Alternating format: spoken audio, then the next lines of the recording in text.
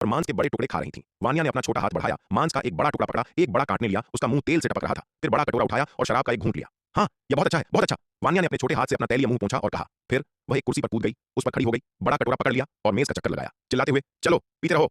बड़े कटोरे से पीना और मांस के बड़े टुकड़े खाना, यह बहुत रोमांचक था।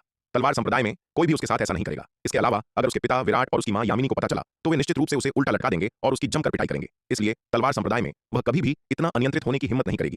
केवल बाहर ही वह इतनी लापरवाही से काम करने की हिम्मत करती थी। वान्या दीदी बहुत उदार है, चलो इस कटोरे को एक साथ पीते हैं। एक तगड़े आदमी ने तुरंत अपना बड़ा कटोरा उठाया, उसे वान्या के खिलाफ खड़काया और फिर अपना सिर पीछे झुकाया और शराब का पूरा कटोरा गटक गया। हाँ हाँ, ओल्ड झांग, तुम एक अच्छे दोस्त हो। यह देखकर वान्या जोर से हंसी। उसने फिर अपना सिर पीछे झुकाया और अपनी मदिरा का बड़ा कटोरा गटक गई। वान्या दीदी, कम पियो, तुम अभी छोटी हो, इतना पीना अच्छा नहीं है। यह देखकर ज्योति ने तुरंत थोड़ी चिंता के साथ सलाह दी। हाँ हाँ, ज्योति दीदी, क्या आपको सच में लगता है कि मैं एक बच्ची हूँ? हालांकि मैं केवल 7 या 8 साल की दिखती हूँ, लेकिन मैं वास्तव में एक पुराना राक्षस हूँ जो बहुत लंबे समय तक जीवित रहा है। वान्या ने कुछ नशे में कहा और अंत में वह एक डकार लेने से खुद को रोक नहीं सकी। वान्या, तुमने वास्तव में बहुत अधिक पी ली है, तुम पीते नहीं रह सकती। यह देखकर ज्योति जल्दी से वान्या के हाथ से शराब का कटोरा लेने के लिए आगे बढ़ी। वान्या पहले से ही बकवास कर रही थी। छोटी लड़की वास्तव में काफी नशे में थी। ज्योति दीदी, मैं नशे में नहीं हूं, मैं अभी भी पी सकती हूं। वान्या ने विरोध किया, कुछ हद तक अवहेलना के साथ। जब ज्योति ने उसका कटोरा लेने की कोशिश की, जैसे ही वे संघर्ष कर रहे थे, अचानक एक धड़ाम के साथ निजी कमरे का दरवाजा लात मारकर खोल दिया गया। लोगों का एक समूह अंदर घुस आया। यह देखकर मेज पर शोर मचाने वाली भीड़ जो पी रही थी और खा रही थी, तुरंत रुक गई और दरवाजे की ओर देखने लगी। श्रीमान, आप हमारे निजी कमरे में क्या कर रहे हैं? उदय अपनी सीट से खड़ा हो गया और समूह के मुखिया उग्र लाल बागे वाले मध्यम आयु वर्ग के व्यक्ति की ओर चला गया, सावधानी से पूछते हुए। इस मध्यम आयु वर्ग के व्यक्ति के पास एक शक्तिशाली आभा थी। उसके साधना स्तर को देखते हुए वह स्पष्ट रूप से महान क्षेत्र के अंतिम चरण का विशेषज्ञ था। उदय ऐसे शक्तिशाली विशेषज्ञ के प्रति लापरवाह होने की हिम्मत नहीं करता था। आखिरकार उनकी तरफ सबसे उच्चतम साधना स्तर केवल उसका और ज्योति का था, और यहां तक कि वे भी केवल महान क्षेत्र के मध्य चरण में थे। लड़के, मैं तुमसे मिलने नहीं आया हूं, इससे तुम्हारा कोई लेना देना नहीं है। उग्र लाल बागे वाले मध्यम आयु वर्ग के व्यक्ति ने उदय पर उदासीनता से नजर डाली और कहा। उग्र लाल बागे में यह मध्यम आयु वर्ग का व्यक्ति कोई और नहीं बल्कि अग्नि साम्राज्य के शाही परिवार का 8वां राजकुमार योगेश था। फिर क्या मैं पूछ सकता हूं कि आप किससे मिलने आए हैं? उदय ने योगेश को घूरते हुए पूछा। मैं उसे ढूंढ रहा हूं। योगेश ने उदय पर उदासीनता से नजर डाली और अंत में ज्योति की ओर इशारा किया। यह देखकर ज्योति थोड़ी चौंक गई। मैं आपको नहीं जानती, क्या मैं पूछ सकती हूं कि आपको मुझसे क्या काम है? ज्योति आगे बढ़ी और योगेश से पूछा। हमारे सम्राट अभी अभी सिंहासन पर चढ़े हैं और हरम में नौकरों की कमी है। मैं देखता हूं कि तुम काफी सुंदर हो, इसलिए मेरे साथ आओ। हमारे सम्राट की सेवा करना तुम्हारा सौभाग्य होगा। योगेश ने ज्योति पर एक नजर डाली और शांति से कहा। महामहिम, मैं क्षमा चाहता हूं। ज्योति मेरी जीवन साथी है, कृपया अनुपालन करने में असमर्थ होने के लिए मुझे क्षमा करें। यह सुनकर उदय स्तब्ध और क्रोधित दोनों था, लेकिन योगेश की ताकत से डरते हुए वह केवल अपने गुस्से को दबा सकता था और कह सकता था, हे, यह तुम पर निर्भर नहीं है, तुम उसके साथी हो, इसलिए यदि मैं तुम्हें मार डालूं तो स्वाभाविक रूप से उसका कोई साथी नहीं होगा। योगेश ने उदय पर एक नजर डाली और उपहास किया। जैसे ही उसने बोला, उसने अपना हाथ बढ़ाया और अचानक उदय पर एक मुक्का मारा। यह देखकर उदय हैरान रह गया। उसे उम्मीद नहीं थी कि यह मध्यम आयु वर्ग का व्यक्ति बिना किसी चेतावनी के हमला करेगा, और यह कि उसका हमला उसकी जान लेने के उद्देश्य से था। हैरान होकर उदय केवल अपना बचाव करने के लिए अपनी हथेली को जल्दबाजी में उठा सकता था। एक कान फोड़ देने वाली दहाड़ के साथ उदय अंततः योगेश के लिए कोई मुकाबला नहीं था। योगेश के एक ही मुक्के ने उसे पीछे की ओर उड़ा दिया, उसके पीछे की दीवार को तोड़ते हुए और रेस्तरां से बाहर उड़ते हुए। उदय! यह देखकर ज्योति अलार्म में चिल्ला उठी। उसने उदय की ओर दौड़ने की कोशिश की। छोटी सुंदरी, बेहतर होगा कि तुम चुपचाप मेरे साथ आओ, जिद्दी मत बनो। उस समय योगेश ने हाथ बढ़ाया और उसे पकड़ लिया। कुत्ते, मुझे छोड़ दो। ज्योति का कंधा जकड़ लिया गया और उसका आधा शरीर सुन्न हो गया। उसने संघर्ष किया और गुस्से में शाप दिया। यदि तुम इतनी कृतज्ञ हो तो मुझे तुम्हें एक सबक सिखाना पड़ सकता है। योगेश की आंखों में एक ठंडी चमक कौंध गई। उसने अपनी पकड़ कड़ी कर दी। ज्योति को कड़ी सजा देने का इरादा किया, लेकिन उसी समय योगेश की दृष्टि धुंधली हो गई और फिर एक अविश्वसनीय रूप से शक्तिशाली बल ने उसे मारा। अच्छा नहीं हुआ। इस भयानक शक्ति को महसूस करते हुए योगेश हैरान रह गया और चकमा देने की कोशिश की। हालांकि शक्ति बहुत तेजी से आई। जिस क्षण से उसे कुछ गलत महसूस हुआ, शक्ति पहले ही उसमें पटक चुकी थी। धड़ाम! एक कान फोड़ देने वाली दहाड़ गूंजी। योगेश मुक्के से मारा गया, रेस्तरां की छत से टकराया और आसमान की ओर गोली की तरह गया। मेरी ज्योति दीदी को छूने की हिम्मत, तुम मौत को दावत दे रहे हो। वान्या ने योगेश पर एक नजर डाली, जिसे उसके मुक्के ने उड़ा दिया था, और ताली बजाते हुए कहा। 8वें राजकुमार! योगेश के साथ आए अग्नि साम्राज्य के शाही परिवार के गार्ड यह देखकर हैरान रह गए और चिल्लाए। तू छोटी कमीनी, तू मर गई। हमारी 8वें राजकुमार को मारने की तेरी हिम्मत कैसे हुई? गार्डों में से एक ने वान्या को घूरते हुए सदमे और गुस्से में चिल्लाया। तुम कचरे का ढेर, तुम सब भी अच्छे नहीं हो। मैं तुम्हें तुम्हारे रास्ते भेज दूंगी ताकि तुम जाकर अपने 8वें राजकुमार के साथ शामिल हो सको। वान्या ने गार्डों पर एक नजर डाली और उपहास किया। ये गार्ड शायद उस शापित 8वें राजकुमार के तहत धमकाने और अत्याचार करने के आदी थे और अनगिनत लोगों को नुकसान पहुंचाया था। वे सब शायद मरने के लायक थे। यह सोचकर वान्या ने और कोई शब्द बोलने की जहमत नहीं उठाई और सीधे गार्डों पर एक मुक्का मारा। एक कान फोड़ देने वाली दहाड़ के साथ अविश्वसनीय रूप से शक्तिशाली मुट्ठी ने गार्डों को धूल में मिला दिया। ज्योति और अन्य मार्शल कलाकार इस दृश्य से स्तब्ध थे। वान्या दीदी, आपकी ताकत इतनी मजबूत कैसे हो सकती है? ज्योति ने वान्या की ओर देखा। उसका चेहरा अविश्वास से भरा था। वान्या ने उनका पीछा किया था और उस गुप्त क्षेत्र में कई जगहों का पता लगाया था, लेकिन उसने जो ताकत प्रदर्शित की थी वह हमेशा केवल एक साधारण प्रारंभिक चरण के महान क्षेत्र कल्टीवेटर की थी। यहां तक कि उनके बीच भी उसकी ताकत केवल औसत मानी जाती थी। उसकी और उदय से तुलना करना तो दूर, यहां तक कि उनके समूह में कुछ प्रारंभिक चरण के महान क्षेत्र मार्शल कलाकारों की तुलना में वह थोड़ी कमजोर लग रही थी। लेकिन आज के दृश्य ने ज्योति की समझ को पूरी तरह से पलट दिया। एकमात्र प्रारंभिक चरण का महान क्षेत्र मार्शल कलाकार वास्तव में इतना मजबूत हो सकता है जो महान क्षेत्र के अंतिम चरण के कल्टीवेटर योगेश को एक ही मुक्के से आसमान में उड़ा सकता है। ऐसी भयानक ताकत उसकी और उदय की तुलना में कई गुना अधिक। यह हास्यास्पद है कि उसने हमेशा वान्या के साथ एक हानिकारक छोटी बहन की तरह व्यवहार किया था, जो लगातार इस अविश्वसनीय रूप से प्यारी लड़की की रक्षा करने के बारे में सोचती थी। हे ज्योति दीदी, मेरी ताकत हमेशा इतनी मजबूत रही है। यह सुनकर वान्या हंसी। चलो अब इसके बारे में बात नहीं करते, चलो जल्दी करो और ओल्ड यू की जांच करो। ऐसा ना हो कि वह उस कमीने द्वारा मौत के घाट उतार दिया जाए। वान्या ने जल्दी से विषय बदल दिया। उसे उम्मीद नहीं थी कि योगेश उदय पर इतनी अचानक हमला करेगा, इसलिए उसके पास उसकी मदद करने का समय नहीं था जब तक कि योगेश ने ज्योति पर हमला नहीं किया। वान्या की बातें सुनकर ज्योति उदय की जांच करने के लिए दौड़ी। उदय ने योगेश से एक गंभीर मुक्का खाया था और मुश्किल से सांस ले रहा था। यह देखकर ज्योति फूट फूट कर रोने लगी, उदय को गले लगाकर चिल्लाने लगी, उदय उदय तुम कैसे हो? मुझे डराओ मत। अगर हमें पता होता कि ऐसा होगा तो हम इस शापित अग्निपुरी शाही शहर में नहीं आते। ज्योति दीदी चिंता मत करो, ओल्ड अभी मरा नहीं है। यह देखकर वान्या ने ज्योति को सांत्वना दी। वान्या दीदी, क्या आपके पास उदय को बचाने का कोई तरीका है? ज्योति ने तुरंत वान्या से पूछा। उदय की चोटों की गंभीरता को देखते हुए वह उसे नहीं बचा सकती थी, लेकिन इसका मतलब यह नहीं था कि वान्या असहाय थी। वान्या इतनी शक्तिशाली थी, शायद उसके पास कोई जादुई खजाना था। चिंता मत करो ज्योति दीदी, ओल्ड की चोटें कुछ भी नहीं है। वान्या ने अपना हाथ लहराया और कहा। फिर उसने एक नवजीवन संजीवनी गोली निकाली और उदय को दी। उदय द्वारा नवजीवन संजीवनी गोली लेने के बाद उसकी चोटें दिखाई देने वाली गति से तेजी से ठीक होने लगी। बस एक दर्जन सांसों में उसकी चोटें पूरी तरह से ठीक हो गईं। वान्या दीदी, आपका बहुत बहुत धन्यवाद, आपका बहुत बहुत धन्यवाद। यह देखकर ज्योति खुशी के आंसू रोने लगी और वान्या के सामने घुटने टेक दिए, अपना गहरा आभार व्यक्त किया। ज्योति दीदी ऐसा मत करो। वान्या ने जल्दी से ज्योति को ऊपर उठाया और कहा, यह मेरे लिए कुछ भी नहीं था। इसके अलावा ओल्ड मेरा दोस्त है, मैं निश्चित रूप से उसे मरते हुए नहीं देखूंगी। वान्या दीदी, मैं मेरी जान बचाने के लिए आपको धन्यवाद देने की हिम्मत नहीं करता। अब से मेरा जीवन आपका है, मैं आपके लिए आग और पानी से भी गुजर जाऊंगा। उदय ने भी वान्या को प्रणाम करते हुए कहा। अगर आज वान्या का हस्तक्षेप न होता तो न केवल उसकी जान चली जाती, बल्कि ज्योति का भी योगेश द्वारा जबरन अपहरण कर लिया जाता। ज्योति के जिद्दी स्वभाव को देखते हुए अगर उसे मजबूर किया जाता तो अंततः उसे निश्चित मृत्यु का सामना करना पड़ता। इसलिए वान्या की आज की मदद उन पर एक बहुत बड़ा उपकार था। विनम्र होने की कोई आवश्यकता नहीं है, ये कुछ भी नहीं है। वान्या ने हाथ लहराया, हल्का मुस्कुराते हुए। तभी अचानक एक आकृति चमकी और रेस्तरां के ऊपर हवा से बाहर प्रकट हुई।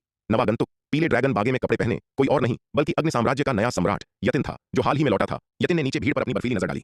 उसकी आवाज सर्द थी जब उसने कहा, मेरे 8वें शाही चाचा पर अभी किसने हमला किया? आगे बढ़ो और अपनी मौत का सामना करो, और मैं तुम्हें एक त्वरित मौत दे सकता हूं। नहीं तो मैं तुम्हें मौत की भीख मांगने पर मजबूर कर दूंगा। अग्नि साम्राज्य में सबसे शक्तिशाली और कुशल व्यक्ति के रूप में उसने स्वाभाविक रूप से तुरंत हंगामा महसूस, अपनी मौत को दावत दे रहे हैं। अगर आज अग्निराज परिवार को उकसाने वाले इन तुच्छ लोगों का सफाया नहीं किया गया तो हमारी गरिमा का क्या होगा? सम्राट यतिन की बात सुनकर वान्या तुरंत बिजली की तरह आसमान में उड़ गई और यतिन के बराबर जा पहुंची। उसने ठंडी सांस लेते हुए कहा, मैंने ही उस बूढ़े कुत्ते को अभी मारा है तो क्या हुआ? वो बूढ़ा कुत्ता अहंकारी और दबंग था। उसने मेरे सामने बिना सही गलत का फैसला किए मेरे दोस्त को मार डाला। ऐसा दुष्ट अत्याचारी मरने के ही लायक था। यह सुनकर यतिन ने ठंडे स्वर में कहा, अग्नि साम्राज्य मेरे अग्निराज परिवार का क्षेत्र है। हम अग्निराज परिवार यहाँ जिसे चाहे मार सकते हैं। क्योंकि मेरे 8वें चाचा तुम्हें मारना चाहते हैं तो तुम्हें चुपचाप अपनी किस्मत स्वीकार कर लेनी चाहिए थी। तुमने विरोध करने की हिम्मत की और मेरे 8वें चाचा पर हाथ उठाने की जरूरत भी की। तुम माफी के लायक नहीं हो और 1000 बार मरने की हकदार हो। हाँ, तुम कुत्ते, तुम इतने धार्मिक आक्रोश के साथ ऐसी बकवास कर सकते हो। ऐसे बेशर्म इंसान ने आज वाकई मेरी आंखें खोल दी हैं। लगता है तुम चोर कुत्ते भी किसी काम के नहीं हो। मुझे लगता है कि अतीत में तुम्हारे जैसे खलनायकों के हाथों काफी लोग अन्यायपूर्ण तरीके से मारे गए होंगे। वान्या ने यतिन को ऊपर से नीचे तक देखा, तालियां बजाईं और कहा, बहुत अच्छा, क्योंकि आज मेरा तुमसे सामना हो ही गया है तो मैं तुम्हारा भी काम तमाम कर दूंगी। समझो कि जनता को एक और मुसीबत से छुटकारा मिल जाएगा। हाँ छोटी लड़की, तुम्हें बहुत हिम्मत है। यतिन ने उपहास किया। तुम महान क्षेत्र के शुरुआती चरण की एक तुच्छ चींटी मुझे मारने की शेखी बघारने की हिम्मत करती हो। मैं सोचता हूं कि तुम्हें यह साहस किसने दिया? तुम जैसे कुत्ते को मारने के लिए जो केवल अर्ध आरोहण लोक का कल्टीवेटर है, क्या मुझे किसी और से साहस लेने की जरूरत है? इसकी कोई आवश्यकता नहीं है। यह सुनकर वान्या ने अपनी छोटी उंगली हिलाई और कहा, वैसे तुम्हारे परिवार में और कौन कौन से पूर्वज या ऐसे लोग हैं? उन सबको एक साथ बुला लो, मैं उन सबको एक साथ निपटा दूंगी। तुम्हें निपटाने के बाद उन सड़ी हुई मछलियों और झींगों से एक एक करके निपटने की परेशानी से मैं बच जाऊंगी। ये छोटी लड़की, कितना अहंकारी लहजा है। तो पहले यह बूढ़ा तुमसे मिलेगा इस शेखी बघारने वाली छोटी लड़की से और देखेगा कि क्या वाकई तुम्हें इतनी बड़ी क्षमताएं हैं। तभी एक आवाज आई। यह अग्निराज परिवार का पूर्वज था जो अग्निराज परिवार के विशेषज्ञों के एक समूह का नेतृत्व करते हुए वहां आ पहुंचा। जैसे ही अग्निराज परिवार के पूर्वज ने बात की, उसका शरीर हवा में लहराया और उसने वान्या पर एक जोरदार मुक्का मारा। आसमान में यह नजारा देखकर उदय, ज्योति और अन्य लोग चिंतित हुए बिना नहीं रह सके। हालांकि वान्या ताकतवर थी, लेकिन क्या वह वास्तव में इतने सारे शक्तिशाली आंकड़ों का अकेले सामना कर सकती थी? विशेष रूप से यतिन जैसे अर्ध आरोहण लोक विशेषज्ञ का। हालांकि वे तनावग्रस्त और चिंतित थे, लेकिन उन्होंने मुसीबत पैदा करने के लिए आगे बढ़ने की हिम्मत नहीं की, क्योंकि उनकी ताकत के साथ अगर वे आगे बढ़ते तो वे वान्या की मदद नहीं करते। इसके बजाय वे केवल उसके रास्ते में बाधा डालते। अग्निराज परिवार के पूर्वज को आगे बढ़ते देख वान्या ने तुरंत तिरस्कार में अपना होंठ सिकोड़ लिया। एक महान क्षेत्र के चरम स्तर का कमजोर व्यक्ति उसके सामने शेखी बघारने की हिम्मत करता है, क्या उसे अपनी ताकत का अंदाजा भी नहीं था? वान्या ने सीधे अग्निराज परिवार के पूर्वज पर मुक्का मारा और उसकी छोटी सी मुट्ठी से एक अविश्वसनीय रूप से भयानक शक्ति फूट पड़ी। एक कान फाड़ देने वाली दहाड़ के साथ वान्या के भयानक मुक्के से टकराकर अग्निराज परिवार का पूर्वज तोप के गोले की तरह दसियों हजार मील दूर जा गिरा। और जब उसका शरीर रुका तो कड़क की आवाज के साथ उसका पूरा शरीर अचानक खून और मांस के बादल में बिखर गया। एक मुक्का और महान क्षेत्र का एक चरम विशेषज्ञ पूरी तरह से नष्ट हो गया। यह दृश्य देखकर यतिन सहित अग्निराज परिवार के सभी विशेषज्ञ अपनी आंखों की पुतलियां सिकोड़ने से खुद को रोक नहीं पाए। उनके चेहरों पर अकल्पनीय सदमा दिखाई दे रहा था। यह कैसे हो सकता है? अग्निराज परिवार का पूर्वज एक प्रतिष्ठित महान क्षेत्र का चरम विशेषज्ञ था। हालांकि उसने हाल ही में सफलता प्राप्त की थी, लेकिन वह ऐसा व्यक्ति नहीं था जिसे महान क्षेत्र के शुरुआती चरणों की एक चींटी संभाल सके। फिर भी यह लड़की जो केवल 7 या 8 साल की लग रही थी और महान क्षेत्र के शुरुआती चरण में थी, ने उसे एक ही मुक्के में खून की लुगदी बना दिया था। यह दृश्य पूरी तरह से सभी की समझ से परे था, जिससे उन्हें आश्चर्य हुआ कि क्या वे कोई सपना देख रहे हैं। यह दृश्य देखकर यतिन को विराट की याद आए बिना न रह सकी। वह सन की जो सामान्य ज्ञान को चुनौती देता था। जैसे ही उसके दिमाग में यह विचार आया, उसे अचानक एहसास हुआ कि उसके सामने मौजूद 7 या 8 साल की लड़की वास्तव में विराट से काफी मिलती जुलती थी। यह महसूस करते ही यतिन का दिल बैठ गया और उसके अंदर सिहरन दौड़ गई। वान्या को घूरते हुए यतिन ने गहरी सांस ली और अत्यंत गंभीर अभिव्यक्ति के साथ पूछा, छोटी लड़की, विराट के साथ तुम्हारा क्या रिश्ता है? हाँ कचरे, मेरे पिता का नाम इस तरह लेने की हिम्मत कैसे हुई? वान्या ने एक नाराजगी भरी हंसी के साथ जवाब दिया। वान्या के शब्द सुनकर यतिन ने एक और गहरी सांस ली। उसके भीतर अकल्पनीय उथल-पुथल का तूफान मच गया। उसे अचानक लगा कि अग्नि साम्राज्य में लौटना एक भारी गलती थी।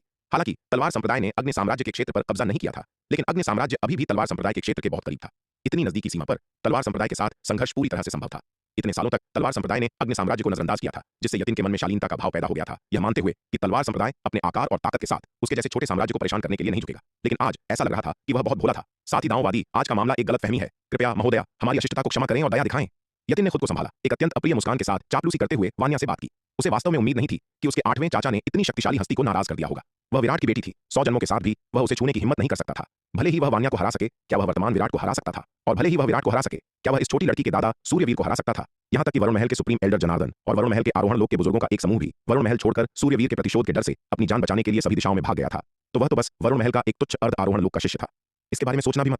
आज मैं स्वर्ग की ओर से लोगों को बुराई से छुटकारा दिलाने और दुष्टता को पूरी तरह से मिटाने के लिए काम कर रही हूँ। वान्या ने अपना छोटा हाथ लहराते हुए न्यायपूर्ण ढंग से कहा, हालांकि तुम अपने अपराध कबूल कर सकते हो। जिनके अपराध मौत के लायक नहीं है, मैं उदारता दिखा सकती हूँ और उन्हें जाने दे सकती हूँ। जहां तक जघन्य अपराधों वाले लोगों की बात है, आज जीवित जाने के बारे में सोचना भी मत। वान्या के शब्द सुनकर यतिन के चेहरे का रंग बदल गया और उसने अत्यंत उदास चेहरे के साथ कहा, साथी दांववादी, अपनी किस्मत को मत आजमाओ। मैं यतिन कोई ऐसा व्यक्ति नहीं हूं जिसके साथ खिलवाड़ किया जाए। हाँ, तुम्हें लगता है कि मैं किस्मत आजमा रही हूं? तुम कुत्ते, तुम वास्तव में सच्चाई को मोड़ना जानते हो। तुम यहाँ बिना सही गलत का भेद किए आए और हमें लड़ने और मारने के लिए चिल्लाने लगे। यहाँ कौन अपनी किस्मत आजमा रहा है? अगर मेरी ताकत नहीं होती तो क्या आज बाकी सभी लोग तुम्हारे बुरे कामों का शिकार नहीं हो जाते? तुमने कई पाप किए हैं और आज वह दिन है जब तुम्हें अपना प्रतिफल मिलेगा। वान्या ने एक ठंडी सांस के साथ कहा। जैसे ही वान्या ने बोलना समाप्त किया, यतिन के शरीर से अचानक एक सुनहरी रोशनी निकली, जिसने उसे घेर लिया और उसे क्षितिज की ओर धकेल दिया। वान्या का सामना करते हुए यतिन को लड़ने की कोई इच्छा महसूस नहीं हुई। उसकी पिछली लंबी बातचीत पूरी तरह से अपनी जान बचाने के लिए भागने के वास्ते गुप्त रूप से अपना पलायन खजाना निकालने के लिए थी। उसे अग्निराज परिवार के भाग्य की कोई परवाह नहीं थी। भागने की कोशिश कर रहे हो, सपने देखते रहो, वान्या ने उपहास किया। फिर दहाड़ी, बंधन व्यूह। उसकी चिल्लाहट के साथ एक विशाल प्रकाश अवरोधक अचानक 1000 मील के भीतर के क्षेत्र को रोशन कर गया, जिसने वान्या और अग्निराज परिवार के सभी लोगों को घेर लिया। जबकि यतिन ने उनकी बातचीत के दौरान गुप्त रूप से अपने पलायन खजाने को सक्रिय कर दिया था, वान्या ने भी गुप्त रूप से सीलिंग एयर प्लेट को निकाल लिया था और किसी का ध्यान जाए बिना सीलिंग व्यूह स्थापित कर दिया था। वान्या की जन्मजात बुद्धि और समझ पूरे तलवार संप्रदाय में उसके पिता विराट के बाद दूसरे स्थान पर थी। विराट के व्यक्तिगत और सावधानीपूर्वक मार्गदर्शन प्राप्त करने के बाद, जिसमें उनकी सर्वपथ मूल रून व्यूह विरासत का पूर्ण संचरण शामिल था, वान्या की ताबीज और व्यूह कला में महारत अब अविश्वसनीय रूप से गहरी थी। तलवार संप्रदाय के भीतर वान्या का ताबीज व्यूह कौशल विराट के बाद दूसरे स्थान पर था। यहाँ तक कि गुरुज्ञान और गरिमा भी उसकी तुलना नहीं कर सकते थे। यदि किसी आरोहण लोक विशेषज्ञ का सामना करना पड़ता तो वान्या के लिए इतनी चुपचाप और गुप्त रूप से सीलिंग व्यूह स्थापित करना बेहद मुश्किल होता। हालांकि यतिन केवल एक योद्धा था जिसने हाल ही में अर्ध आरोहण लोक में प्रवेश किया था, जो उससे कमजोर था और इस प्रकार वान्या के गुप्त व्यूह स्थापना तरीकों से पूरी तरह अनजान था। सुनहरी रोशनी यतिन को लेकर क्षितिज की ओर उड़ गई। हालांकि आगे एक प्रकाश अवरोधक के प्रकट होने के कारण सुनहरी रोशनी उससे भारी रूप से टकरा गई। एक जोरदार धमाके के साथ सुनहरी रोशनी बिखर गई और अंदर यतिन की आकृति दिखाई दी। यतिन ने चारों ओर देखा और पाया कि आकाश अब एक विशाल गोलाकार प्रकाश अवरोधक से घिरा हुआ था। इन परिस्थितियों में उसके और अग्निराज परिवार के योद्धाओं के पास भागने के लिए कोई जगह नहीं थी। यह देखकर यतिन वान्या को घूरने के लिए मुड़ा। उसका चेहरा क्रोध से विकृत हो गया और कहा, ए लड़की, तुमने मुझे इसके लिए मजबूर किया। इसके साथ उसने एक निम्न श्रेणी की 9वें दर्जे की लंबी तलवार निकाली और वान्या पर वार कर दिया। वान्या की पहचान जानने के बाद उसका मूल रूप से उससे फिर से लड़ने का कोई इरादा नहीं था, लेकिन वान्या ने उसे जाने देने से इनकार कर दिया। एक कोने में मजबूर होकर यतिन को किसी और चीज की परवाह नहीं रही। वह बस इस लड़की को मार सकता था और फिर तुरंत भाग सकता था। जब तक वह उन गहरे पहाड़ों और जंगलों में गायब हो जाता, वान्या उसे शायद न ढूंढ पाती। अपना मन बना लेने के बाद यतिन ने अब और संकोच नहीं किया, तुरंत अपना हथियार निकाला और वान्या पर एक निर्मम हमला शुरू कर दिया। अब केवल वान्या को मारकर ही उसके पास जीवित रहने का मौका था। अग्निराज परिवार के बाकी बचे योद्धाओं ने यतिन को वान्या पर हमला करते देख तुरंत अपने हथियार भी निकाल लिए और वान्या को घेर कर उस पर हमला कर दिया। बहुत बढ़िया, वान्या चिल्लाई। एक निम्न श्रेणी का 9वें दर्जे का तलवार रूपी जादुई हथियार निकाला और यतिन और अन्य अग्निराज परिवार के योद्धाओं के साथ भयंकर युद्ध में उलझ गई। एक पल के लिए आकाश में विशाल गोलाकार प्रकाश ढाल के भीतर अतुलनीय रूप से तेज तलवार की रोशनी इधर उधर कौंधने लगी। सौभाग्य से वान्या ने इस क्षेत्र को अलग करने के लिए एक सीलिंग व्यूह का उपयोग किया, अन्यथा यह महान युद्ध अनिवार्य रूप से अग्निपुरी में बड़ी संख्या में लोगों को प्रभावित करता, जिससे अनगिनत मौतें और चोटें आती। हालांकि सीलिंग व्यूह के कारण युद्ध के सभी झटके इसके भीतर ही सीमित रहे, बाहर नहीं निकल सके। निम्न श्रेणी की 9वें दर्जे की लंबी तलवार चलाते हुए वान्या ने यतिन के नेतृत्व में अग्निराज परिवार के योद्धाओं के एक समूह के खिलाफ अकेले लड़ाई लड़ी। हालांकि यतिन और उसके अग्निराज परिवार के योद्धाओं की संख्या उससे अधिक थी, लेकिन उनकी ताकत वान्या की तुलना में बहुत कम थी। केवल 10 से अधिक राउंड में अग्निराज परिवार के योद्धाओं का वान्या द्वारा पूरी तरह से सफाया कर दिया गया और यहां तक कि यतिन भी वान्या की तलवार की ऊर्जा से घायल हो गया। वान्या की ताकत के साथ वह साधारण शुरुआती चरण के आरोहण लोक विशेषज्ञों से भी लड़ सकती थी। यतिन केवल एक योद्धा था जिसने अभी अभी अर्ध आरोहण लोक में प्रवेश किया था। वह संभवतः वान्या का मुकाबला कैसे कर सकता था? युद्ध के बाद यतिन पूरी तरह से स्तब्ध था। वान्या समझ से परे एक अजूबा थी। उसकी युद्ध शक्ति को सामान्य साधना स्तरों से नहीं मापा जा सकता था। फिर भी उसने कभी उम्मीद नहीं की थी कि विराट की बेटी भी उतनी ही अजीब होगी। एकमात्र महान क्षेत्र की शुरुआती चरण की कल्टीवेटर वास्तव में उसे एक अर्ध आरोहण लोक विशेषज्ञ को दबा रही थी। यह देखकर कि अगर चीजें ऐसी ही चलती रहीं तो एक और दर्जन या उससे अधिक राउंड के बाद वह खुद भी वान्या की तलवार के नीचे मर सकता है। इस बिंदु पर यतिन अब किसी और चीज की परवाह नहीं कर सकता था। उसने सीधे अपना हाथ बढ़ाया, अपना 9वें दर्जे का सर्वोच्च गुणवत्ता वाला आध्यात्मिक पत्थर जादुई खजाना वज्र सुरक्षा मणिका निकाला और उसे वान्या पर फेंक दिया। जबकि वज्र सुरक्षा मणिका का सबसे शक्तिशाली प्रभाव इसकी अद्वितीय रक्षात्मक शक्ति थी। 9वें दर्जे के सर्वोच्च गुणवत्ता वाले आध्यात्मिक पत्थर के जादुई हथियार के रूप में किसी को मारने के लिए उपयोग किए जाने पर इसकी शक्ति अभी भी आश्चर्यजनक थी। यह देखकर वान्या जानती थी कि अपनी ताकत के साथ वह इतने शक्तिशाली खजाने की शक्ति का सामना नहीं कर सकती थी। चूंकि यतिन ने पहले ही इतना शक्तिशाली ट्रम्प कार्ड खोल दिया था, तो उसे पीछे क्यों रहना चाहिए? वान्या ने सीधे अपना छोटा हाथ बढ़ाया, 2 तलवार ताबीज निकाले जिनसे अत्यंत तेज तलवार ऊर्जा निकल रही थी और फिर अपनी कलाई के एक झटके के साथ तलवार ताबीज बाहर निकल गए। एक आने वाली वज्र सुरक्षा मणिका की ओर टकराया, जबकि दूसरा तलवार ताबीज यतिन की ओर गया। ये 2 तलवार ताबीज सूर्यवीर की ओर से उसे एक उपहार थे। उनकी शक्ति एक चरम आरोहण लोक विशेषज्ञ को मारने के लिए भी पर्याप्त थी। यतिन जैसे मात्र अर्ध आरोहण लोक के कमजोर व्यक्ति के खिलाफ इतने शक्तिशाली ताबीज का उपयोग करना पूरी तरह से बर्बादी थी। लेकिन वान्या अमीर और मनमौजी थी। वह उन सभी का उपयोग करने के बाद दक्षिणी महाद्वीप लौट सकती थी और अपने दादा सूर्यवीर से और मांग सकती थी। दिव्य विकास लोक में सूर्यवीर की दुर्जय शक्ति के साथ चरम आरोहण लोक विशेषज्ञों को मारने के लिए पर्याप्त शक्तिशाली ताबीज बनाना बाएं हाथ का खेल था। जिस पल वान्या ने इन दो भयानक तलवार ताबीजों को छोड़ा, यतिन तुरंत भयभीत हो गया। नहीं, यतिन अत्यंत भय में चिल्लाया। इन दो तलवार ताबीजों की शक्ति बस बहुत भयानक थी। उनकी ताकत के तहत वह एक चींटी की तरह नाजुक था, विरोध करने में पूरी तरह असमर्थ। भले ही यतिन ने अपनी वज्र सुरक्षा मणिका को लॉन्च न किया होता और इसके बजाय इसकी सबसे मजबूत रक्षात्मक स्थिति को सक्रिय किया होता, तो भी वह उन दो तलवार ताबीजों की भयानक शक्ति का सामना नहीं कर पाता। जिस पल यतिन ने अपनी चीख निकाली, भयानक तलवार ऊर्जा ने हमला किया, तुरंत उसे और अन्य अग्निराज परिवार के योद्धाओं को धूल में उड़ा दिया। यतिन और शेष अग्निराज परिवार के योद्धाओं को टुकड़ों में उड़ाने के बाद वान्या ने हाथ बढ़ाया और वज्र सुरक्षा मणिका को अपने हाथ में खींच लिया। उसने थोड़ी देर तक इसकी जांच की, अंत में संतुष्टि में सिर हिलाया। यह मणिका एक शीर्ष श्रेणी का 9वें दर्जे का आध्यात्मिक पत्थर, जादुई हथियार प्रतीत होती थी, वास्तव में एक उत्कृष्ट वस्तु। यतिन को मारने के लिए उसने दो अविश्वसनीय रूप से शक्तिशाली तलवार ताबीज बर्बाद कर दिए थे, लेकिन मुआवजे के रूप में इस वज्र सुरक्षा मणिका के साथ यह बहुत बड़ा नुकसान नहीं था। उसे शायद थोड़ा लाभ भी हुआ हो। वान्या ने वज्र सुरक्षा मणिका को दूर रख दिया। जैसे ही वह सीलिंग एयरप्लेट को रखने वाली थी, आकाश में गोलाकार प्रकाश ढाल अचानक कड़क के साथ टूट गई, जैसे टूटा हुआ चीनी मिट्टी का बर्तन। यहां तक कि बंधन व्यूह तश्तरी भी धूल में बदल गई। यह पता चला कि उसके द्वारा पहले छोड़े गए दो तलवार ताबीजों की शक्ति बहुत अधिक थी। यहां तक कि अवशिष्ट झटके भी सीलिंग व्यूह को प्रभावित करने के लिए पर्याप्त थे, जिससे तलवार ऊर्जा के बचे हुए बल के साथ यह नष्ट हो गया। यह देखकर कि उसका सबसे अच्छा सीलिंग व्यूह नष्ट हो गया, वान्या बहुत चिंतित नहीं थी। वह अब अमीर और शक्तिशाली थी। भले ही व्यूह तश्तरी नष्ट हो गई हो, वह बस दक्षिणी महाद्वीप लौट सकती थी और तलवार संप्रदाय के राजस्व विभाग में इसे एक नए के बदले बदल सकती थी। उसने और उसके वान्या गठबंधन के सदस्यों, जिनमें आयु, माया, नलिनी, गुरु भूपति, वेद प्रकाश और भवानी दत्त शामिल थे, ने नवधारा महाद्वीप पर जययुग संप्रदाय के खंडहरों में जो खजाने जमा किए थे, उनके बदले में प्राप्त की गई युद्ध योग्यताओं की भारी मात्रा समाप्त होने से बहुत दूर थी। खपत की अपनी वर्तमान दर पर भी वे योग्यताएं कम से कम 10 वर्षों की विलासिता के लिए पर्याप्त होंगी। एक बार जब वह अपनी सभी संचित योग्यताओं को खर्च कर लेती, तो वह बस और अधिक कमाने का कोई तरीका खोज लेती। वान्या को पैसे खर्च करने की बिल्कुल परवाह नहीं थी। वान्या ने तालियां बजाईं और अग्निपुरी को नीचे देखते हुए कहा, अग्निपुरी के साथी नागरिकों, आज मैंने, इस युवा महिला ने आपको अग्निराज परिवार, इस दुष्ट और घातक ट्यूमर से छुटकारा दिला दिया है। आज से अग्नि साम्राज्य मेरे वान्या के शासन में होगा। भय और डराने धमकाने के दिन जो आपने सहे हैं, वे आखिरकार खत्म हो गए हैं। मेरे शासन में जो कोई भी अहंकारपूर्ण कार्य करने, कमजोरों को सताने या बुरे काम करने की हिम्मत करेगा, उसे बिना किसी दया के दंडित किया जाएगा। मैं उन सबको मार डालूंगी, एक एक करके, एक जोड़ी से एक, 1000 से एक, 10,000 से 10,000, जब तक कि उन सभी खलनायकों का सफाया नहीं हो जाता और सभी के लिए एक शांतिपूर्ण और न्यायपूर्ण दुनिया बहाल नहीं हो जाती। नीचे अग्निपुरी में भीड़, जो आकाश में भयंकर युद्ध को भय और आशंका के साथ देख रही थी, चिंतित थी कि ऊपर की लड़ाई गलती से नीचे फैल सकती है और अनगिनत लोगों को पीड़ित कर सकती है। लेकिन अब वान्या को अकेले ही अग्निराज परिवार के विशेषज्ञों का सफाया करते देख हर कोई हैरान और असहज दोनों था। अग्निराज परिवार का इस प्यारी सी दिखने वाली छोटी लड़की ने सफाया कर दिया था और अगला अग्नि साम्राज्य पर कौन शासन करेगा, यह अभी भी अज्ञात था। अग्निराज परिवार के शासन के तहत अग्नि साम्राज्य के लोगों और सामान्य मार्शल कलाकारों का समय आसान नहीं था। हालांकि उन्हें यह भी चिंता थी कि अग्निराज परिवार के जाने के बाद एक और भी अधिक शक्तिशाली बल उभरेगा। जैसे ही वे असहज महसूस कर रहे थे, उन्होंने आकाश से प्यारी छोटी लड़की के रोमांचक शब्द सुने। जैसे ही वान्या ने बोलना समाप्त किया, पूरी अग्निपुरी जयकारों से गूंज उठी। उदय, ज्योति और अन्य लोग इस दृश्य से दंग रह गए। उन्होंने कभी उम्मीद नहीं की थी कि यह प्यारी और मासूम दिखने वाली छोटी लड़की, जो हमेशा उनके पीछे चलती थी, इतनी भयंकर होगी, अकेले ही पूरे अग्निराज परिवार के विशेषज्ञों का सफाया कर देगी। उन्होंने कभी नहीं सोचा था कि गुप्त क्षेत्र में प्राप्त खजानों को खेती के संसाधनों के लिए बेचने के लिए अग्निपुरी जाने की उनकी प्रारंभिक योजना अंततः अग्नि साम्राज्य में सत्ता परिवर्तन का कारण बनेगी। अब भी उन्हें लग रहा था कि वे कोई सपना देख रहे हैं। उनके सामने का दृश्य इतना अवास्तविक और अविश्वसनीय था। वान्या ने उल्लासपूर्ण भीड़, गड़गड़ाहट वाले जयकारों को देखा और खुशी की लहर महसूस की। स्वर्ग की ओर से कार्य करना, लोगों के लिए बुराई को खत्म करना और न्याय को बनाए रखना, यह अविश्वसनीय रूप से संतोषजनक था। हर बार जब वह लोगों के उल्लास को देखती, तो उसका दिल खुशी, आनंद और उपलब्धि की भावना से भर जाता था। वान्या अग्निपुरी के ऊपर मंडरा रही थी, जीत की भावना के साथ आसपास के क्षेत्र का सर्वेक्षण कर रही थी। हे, अब मेरा वान्या का अपना क्षेत्र है। यह सोचकर कि पूरा अग्नि साम्राज्य 500 अरब मील में फैला एक क्षेत्र उसका हो जाएगा, वान्या को गर्व की लहर महसूस किए बिना नहीं रहा जा सका। अग्निराज परिवार का सफाया कर दिया गया था। इतने विशाल क्षेत्र को प्रबंधित करने के लिए किसी की आवश्यकता थी। अपने वान्या गठबंधन के बारे में सोचते हुए, जिसमें वर्तमान में केवल खुद सहित 10 सदस्य हैं और उनमें से अधिकांश कोई भी छोटा काम करने या उसके क्षेत्र का प्रबंधन करने की संभावना नहीं रखते हैं। आखिरकार आयु, माया, नलिनी, गुरु भूपति, गौरी, पवन, फैजान, वेद प्रकाश और भवानी दत्त जैसे लोग सभी उसके बड़े हैं। वह उन्हें आदेश देने और उन्हें अपने क्षेत्र का प्रबंधन करने के लिए कहने की हिम्मत कैसे कर सकती थी? अगर उसके पिता विराट को पता चला, तो वह शायद गहरी मुसीबत में पड़ जाएगी। ये सोचते हुए वान्या ने अपनी थोड़ी को सहलाया। उसकी बड़ी प्यारी आंखों में एक विचारशील अभिव्यक्ति दिखाई दी। ऐसा लग रहा था कि उसके वान्या गठबंधन को विस्तार करने की आवश्यकता है। मौजूदा मुख्य सदस्यों के अलावा उसे और लोगों को भर्ती करने की आवश्यकता थी जो उसके क्षेत्र का प्रबंधन कर सकें।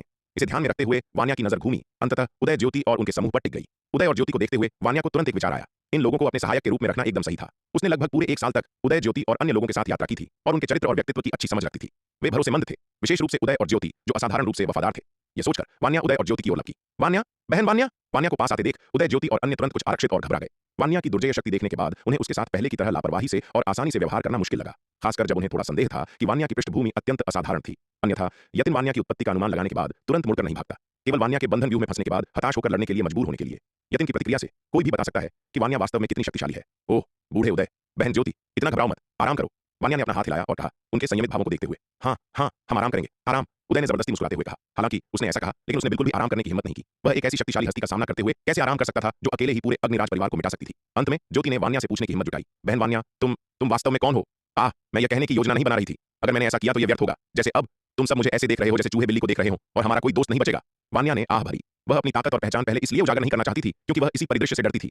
अगर उसे देखकर हर कोई इतना घबरा जाता तो वह उनके साथ कैसे रह सकती थी? बड़े कटोरे से शराब पी सकती थी, बड़े टुकड़ों में मांस खा सकती थी और खुशी से दोस्त बन सकती थी।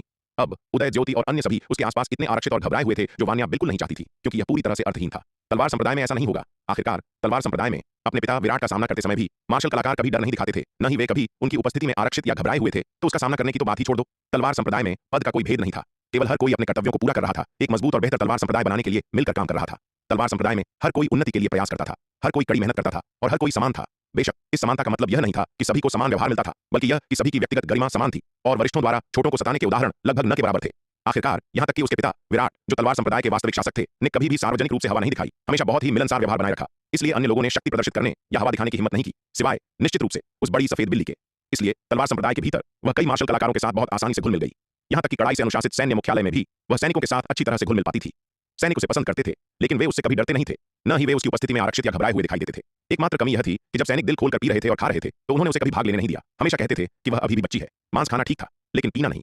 डिवाइन एरो आर्मी के कमांडर जनरल जयपाल सिंह ने एक बार उसके साथ शराब पी थी, लेकिन अगले दिन जब वह उनके और उनके सैनिकों के साथ फिर से पीने के लिए शिविर में गई, तो उसने जयपाल सिंह को एक चादर की तरह पीला पाया। उसका शरीर अनियंत्रित रूप से कांप रहा था, जैसे कि उसे द्वारा पड़ रहा हो। यह सुनकर कि वह उनके साथ फिर से पीना चाहती है, जयपाल सिंह और उनके सैनिक भयभीत हो गए और उन्होंने जल्दबाजी में मना कर दिया। बाद में उसे पता चला कि उस घटना के दौरान वह जयपाल सिंह के तंबू में उनके सैनिकों के साथ पूरी तरह से नशे में थी। उसके जाने के बाद जनरल रिया ने जयपाल सिंह और पीने वाले सैनिकों को 15वें स्तर के तलवार संकल्प अभ्यास व्यूह में फेंक दिया, जहां उन्हें पूरे 1 घंटे तक प्रताड़ित किया गया।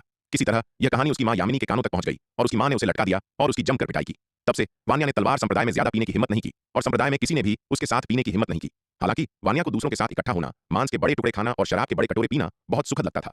तलवार संप्रदाय के भीतर अपने माता पिता की खोज और उसके बाद की पिटाई के डर से वान्या ने लापरवाही से काम करने की हिम्मत नहीं की, लेकिन तलवार संप्रदाय छोड़ने के बाद वह पूरी तरह से मुक्त हो गई। आखिरकार उदय और ज्योति जैसे दिलचस्प लोगों के एक समूह को पाकर, जिनके साथ वह बिना किसी रोक टोक के साथ बैठ सकती थी और दिल खोलकर पी और खा सकती थी, वान्या का उत्साह अग्निराज परिवार के मामले के कारण कम हो गया। आज मैं आप सभी के साथ स्पष्ट रहूंगी, मैं वास्तव में तलवार संप्रदाय की सदस्य हूं और वान्या गठबंधन की नेता हूं। क्योंकि उसकी ताकत पहले ही उजागर हो चुकी थी, वान्या ने ढोंग छोड़ने और अपनी असलियत बताने का फैसला किया। यह सुनकर उदय, ज्योति और अन्य लोग चौंक गए, उनकी आंखें चमक उठी। वान्या तलवार संप्रदाय की सदस्य थी। क्या इसका मतलब यह था कि अग्नि साम्राज्य अब तलवार संप्रदाय का क्षेत्र माना जाएगा? यदि अग्नि साम्राज्य तलवार संप्रदाय का क्षेत्र बन जाता, तो क्या इसका मतलब यह नहीं होगा कि वे जशपुर और गांवहर राजवंशों के योद्धाओं की तरह तलवार संप्रदाय के अद्भुत खेती संसाधनों के लिए अपने प्रयासों का आदान प्रदान कर सकते हैं? यह सोचकर उदय, ज्योति और अन्य लोगों को उत्साह की लहर महसूस हुई। बहन वान्या, यह वान्या गठबंधन किस तरह का संगठन है? कमर पर लंबी तलवार बांधे एक भारी भरकम आदमी ने वान्या की ओर देखते हुए सावधानी से पूछा। लंबी तलवार वाले इस भारी भरकम आदमी का नाम सूरज था और वह मेज पर सबसे स्पष्ट और दिल खोलकर पीने वाला भी था। वान्या गठबंधन, जैसा कि नाम से पता चलता है, मेरे वान्या द्वारा स्थापित एक संगठन है, वान्या ने गर्व से कहा। वर्तमान में वान्या गठबंधन में 10 शीर्ष विशेषज्ञ हैं, जिनमें से कोई भी एक आरोहण लोक विशेषज्ञ को मारने में सक्षम एक शक्तिशाली प्राणी है, और मैं वान्या इस वान्या गठबंधन की नेता हूं। वान्या के शब्द केवल शेख ही नहीं थे। आखिरकार उसके वान्या गठबंधन का कोई भी सदस्य वास्तव में एक आरोहण लोक विशेषज्ञ को मारने की ताकत रखता था। अविश्वसनीय रूप से शक्तिशाली विशेषज्ञों जैसे आयु और माया को छोड़ दें, यहां तक कि वेद प्रकाश और भवानी दत्त भी शुरुआती चरण के आरोहण लोक विशेषज्ञों को मारने की ताकत रखते हैं। बहन वान्या, आप बहुत अद्भुत हैं और आप वान्या गठबंधन की नेता भी हैं। वान्या के शब्द सुनकर ज्योति ने आश्चर्य से कहा, यह सही है। वान्या ने गर्व से उत्तर दिया। तुम, बहन वान्या, क्या तलवार संप्रदाय के भीतर अपना गुट स्थापित करने की अनुमति है? उदय ने सावधानी से पूछा। इसमें डरने की क्या बात है? मेरे पिता तलवार संप्रदाय के नेता हैं और मेरी मां संप्रदाय प्रमुख है। मेरे वान्या गठबंधन स्थापित करने में क्या गलत है? वान्या ने अपना हाथ खारिज करते हुए हिलाया, बड़े गर्व के साथ बोलते हुए। वान्या के शब्द सुनकर उदय, ज्योति और अन्य लोग एक बार फिर सदमे से अवाक रह गए। वान्या के शक्ति प्रदर्शन को देखने के बाद वे जानते थे कि वह एक असाधारण हस्ती होनी चाहिए, लेकिन उन्होंने कभी कल्पना नहीं की थी कि उसकी पहचान इतनी आश्चर्यजनक होगी। उसके पिता वास्तव में तलवार संप्रदाय के नेता थे और उसकी मां वास्तव में संप्रदाय प्रमुख थी। यह पहली बार था जब उन्होंने सुना था कि तलवार संप्रदाय का संप्रदाय प्रमुख एक महिला थी। बहन वान्या, तलवार संप्रदाय में क्या आपके पिता सबसे शक्तिशाली हैं या आपकी मां? सूरज ने जिज्ञासा और गपशप के भाव के साथ वान्या से पूछा। वान्या के पिता तलवार संप्रदाय के नेता थे और उसकी मां संप्रदाय प्रमुख थी, तो तलवार संप्रदाय में वास्तव में सबसे शक्तिशाली कौन था? बकवास, बेशक ये मेरे पिताजी हैं। वान्या ने उसे देखा और चिढ़कर कहा, बात बस इतनी है कि मेरे पिताजी चीजों में शामिल होना पसंद नहीं करते हैं, इसलिए वे तलवार संप्रदाय के मामलों को मेरी मां और मेरी दासियों पर छोड़ देते हैं। लेकिन महत्वपूर्ण मामलों पर मेरे पिताजी ही निर्णय लेते हैं। अगर सूरज ने पूछा होता कि उसके परिवार में उसके पिता या मां सबसे शक्तिशाली कौन है, तो यह कहना मुश्किल होता। उसके पिता की ताकत निश्चित रूप से सबसे मजबूत थी, लेकिन दुर्भाग्य से अपनी पत्नी का उनका डर प्रसिद्ध था। लगभग पूरे तलवार संप्रदाय में एक खुला रहस्य, लेकिन निस्संदेह उसके पिता पूरे तलवार संप्रदाय में सबसे शक्तिशाली थे। उसकी मां पारिवारिक मामलों के बारे में उसके पिता से बहस कर सकती थी, लेकिन तलवार संप्रदाय के महत्वपूर्ण मामलों पर उसकी मां मूल रूप से उसके पिता के आदेशों का बिना शर्त पालन करती थी। वान्या के शब्द सुनकर सभी को अचानक समझ आ गया। यह पता चला कि वान्या की मां तलवार संप्रदाय की संप्रदाय नेता बनने में सक्षम थी, क्योंकि वान्या के पिता चीजों में शामिल होना पसंद नहीं करते थे और उन्होंने उन्हें पद लेने के लिए कहा था। ठीक है, मैंने आप सभी को स्थिति समझा दी है। अब वान्या गठबंधन की नेता के नाम पर मैं आपको वान्या गठबंधन में शामिल होने और इसके सदस्य बनने के लिए आमंत्रित करती हूँ। आप क्या कहते हैं? क्या आप तैयार हैं? वान्या ने सभी की ओर देखते हुए पूछा। हाँ हाँ, बिल्कुल, हम तैयार हैं। वान्या के शब्द सुनकर सूरज सबसे पहले खड़ा हुआ और कहा, बेशक दिव्य पवन महल ने वरुण महल के आरोहण लोक के बुजुर्गों के एक समूह का कत्लेआम कर दिया था और रणविजय को इस बात पर बिल्कुल भी गुस्सा नहीं आया। इसके विपरीत वह मन ही मन खुश हो रहा था। गठबंधन प्रमुख दिवाकर ने पहले ही एक सख्त आदेश जारी किया है कि दांव संघ के भीतर आरोहण लोक से ऊपर के योद्धाओं को आपस में लड़ने की सख्त मनाही है। फिर भी दिव्य पवन महल ने जानबूझकर इस नियम का उल्लंघन किया है, जो स्पष्ट रूप से। बेशक हम तैयार हैं। बहन वान्या का हमें वान्या गठबंधन में शामिल होने के लिए आमंत्रित करना सम्मान की बात है। हम संभवतः मना कैसे कर सकते हैं? उदय ने भी जल्दी से जोड़ा। बहन वान्या ने व्यक्तिगत रूप से हमें आमंत्रित किया, हम संभवतः मना कैसे कर सकते हैं? ज्योति ने भी मुस्कान के साथ कहा।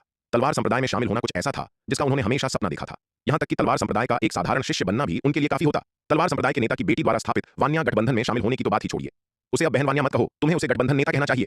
सूरज मुड़ा और उदय और ज्योति को घूरा। हाँ हाँ भाई, सूरज सही कह रहे हैं, हमें उन्हें गठबंधन नेता कहना चाहिए।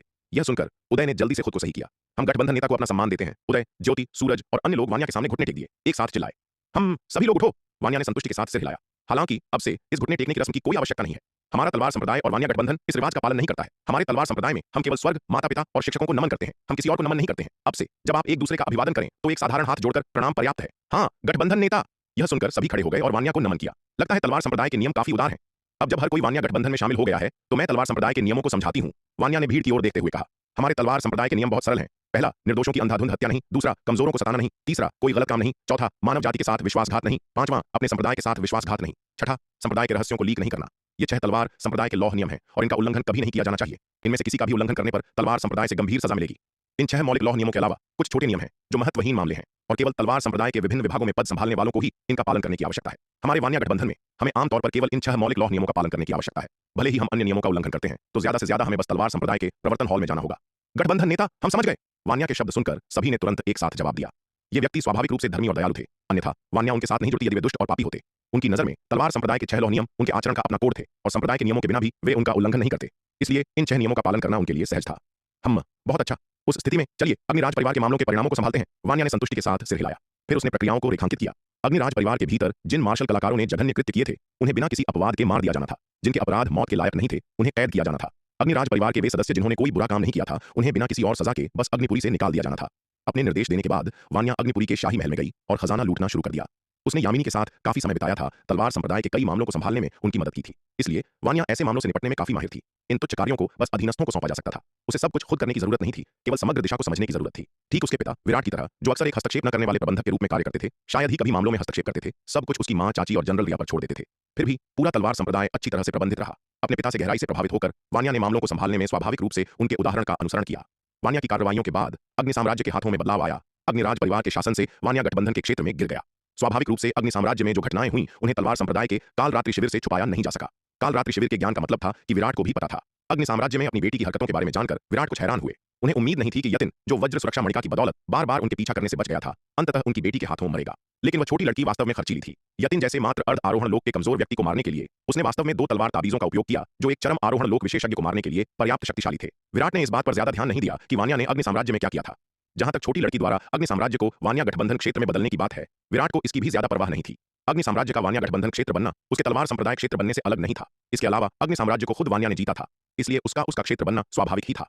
विराट अपनी बेटी के साथ क्षेत्र के लिए प्रतिस्पर्धा करने की जहमत नहीं उठाएंगे। इसके अलावा तलवार संप्रदाय द्वारा शासित वर्तमान विशाल क्षेत्र को देखते हुए वे पहले से ही अग्नि साम्राज्य की केवल 500 अरब ली की त्रिज्या के प्रति कुछ हद तक उपेक्षापूर्ण थे। अन्यथा विराट ने आज तक इंतजार करने के बजाय बहुत पहले ही अग्नि साम्राज्य पर कब्जा करने के लिए लोगों को भेज दिया होता। दक्षिणी महाद्वीप में वापस अपने समय के दौरान विराट ने अपनी चोटों और ताकत को ठीक करने के लिए प्रयास करते हुए कठिन साधना के लिए खुद को समर्पित कर दिया। उनकी शारीरिक चोटें बहुत पहले ही ठीक हो चुकी थीं, लेकिन उनकी रक्त रेखा शक्ति की कमी के कारण हुआ नुकसान अभी तक पूरी तरह से ठीक नहीं हुआ था। विराट अब लगभग हर दिन प्राचीन महाद्वीप में प्रवेश करते हैं, अपने भौतिक शरीर को तपाने के लिए धारा में छलांग लगाते हैं और अपने अनंत परम रक्त वंश की शक्ति को बहाल करने के लिए इसके पानी को अवशोषित करते हैं। 6 महीने की कठिन साधना के बाद अनंत परम मीनार के दूसरे स्तर के 10 गुना समय त्वरण के साथ विराट प्रभावी रूप से 5 साल से एकांतवास में है।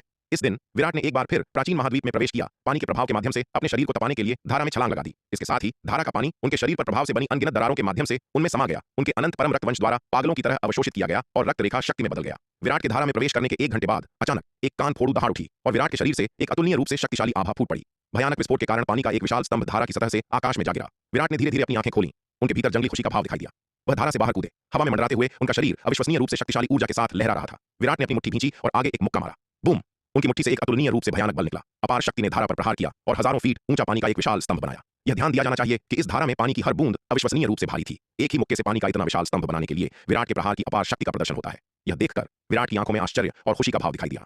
उस मुक्के ने केवल शुद्ध शारीरिक शक्ति का उपयोग किया था, फिर भी इसने इतनी भयानक शक्ति प्राप्त की थी। इसका मतलब था कि वह अब केवल अपनी शारीरिक शक्ति के साथ एक शीर्ष स्तरीय मध्य चरण के आरोहण लोक विशेषज्ञ को मार सकते थे। इस धारा में 6 महीने के कठिन प्रशिक्षण के बाद और अनंत परम मीनार के दूसरे स्तर में 5 साल की साधना के बाद विराट की रक्त रेखा शक्ति आखिरकार अपने चरम पर लौट आई। इसके अलावा जैसे ही उनके अनंत परम रक्तवंश की शक्ति अपने चरम पर पहुंची, विराट के भौतिक शरीर में एक आमूलचूल परिवर्तन आया। बस कुछ ही पल पहले उनके सर्वोच्च योद्धा शरीर का अंतिम 10वां हिस्सा आखिरकार एक जन्मजात ब्रह्मदेह में बदल गया था।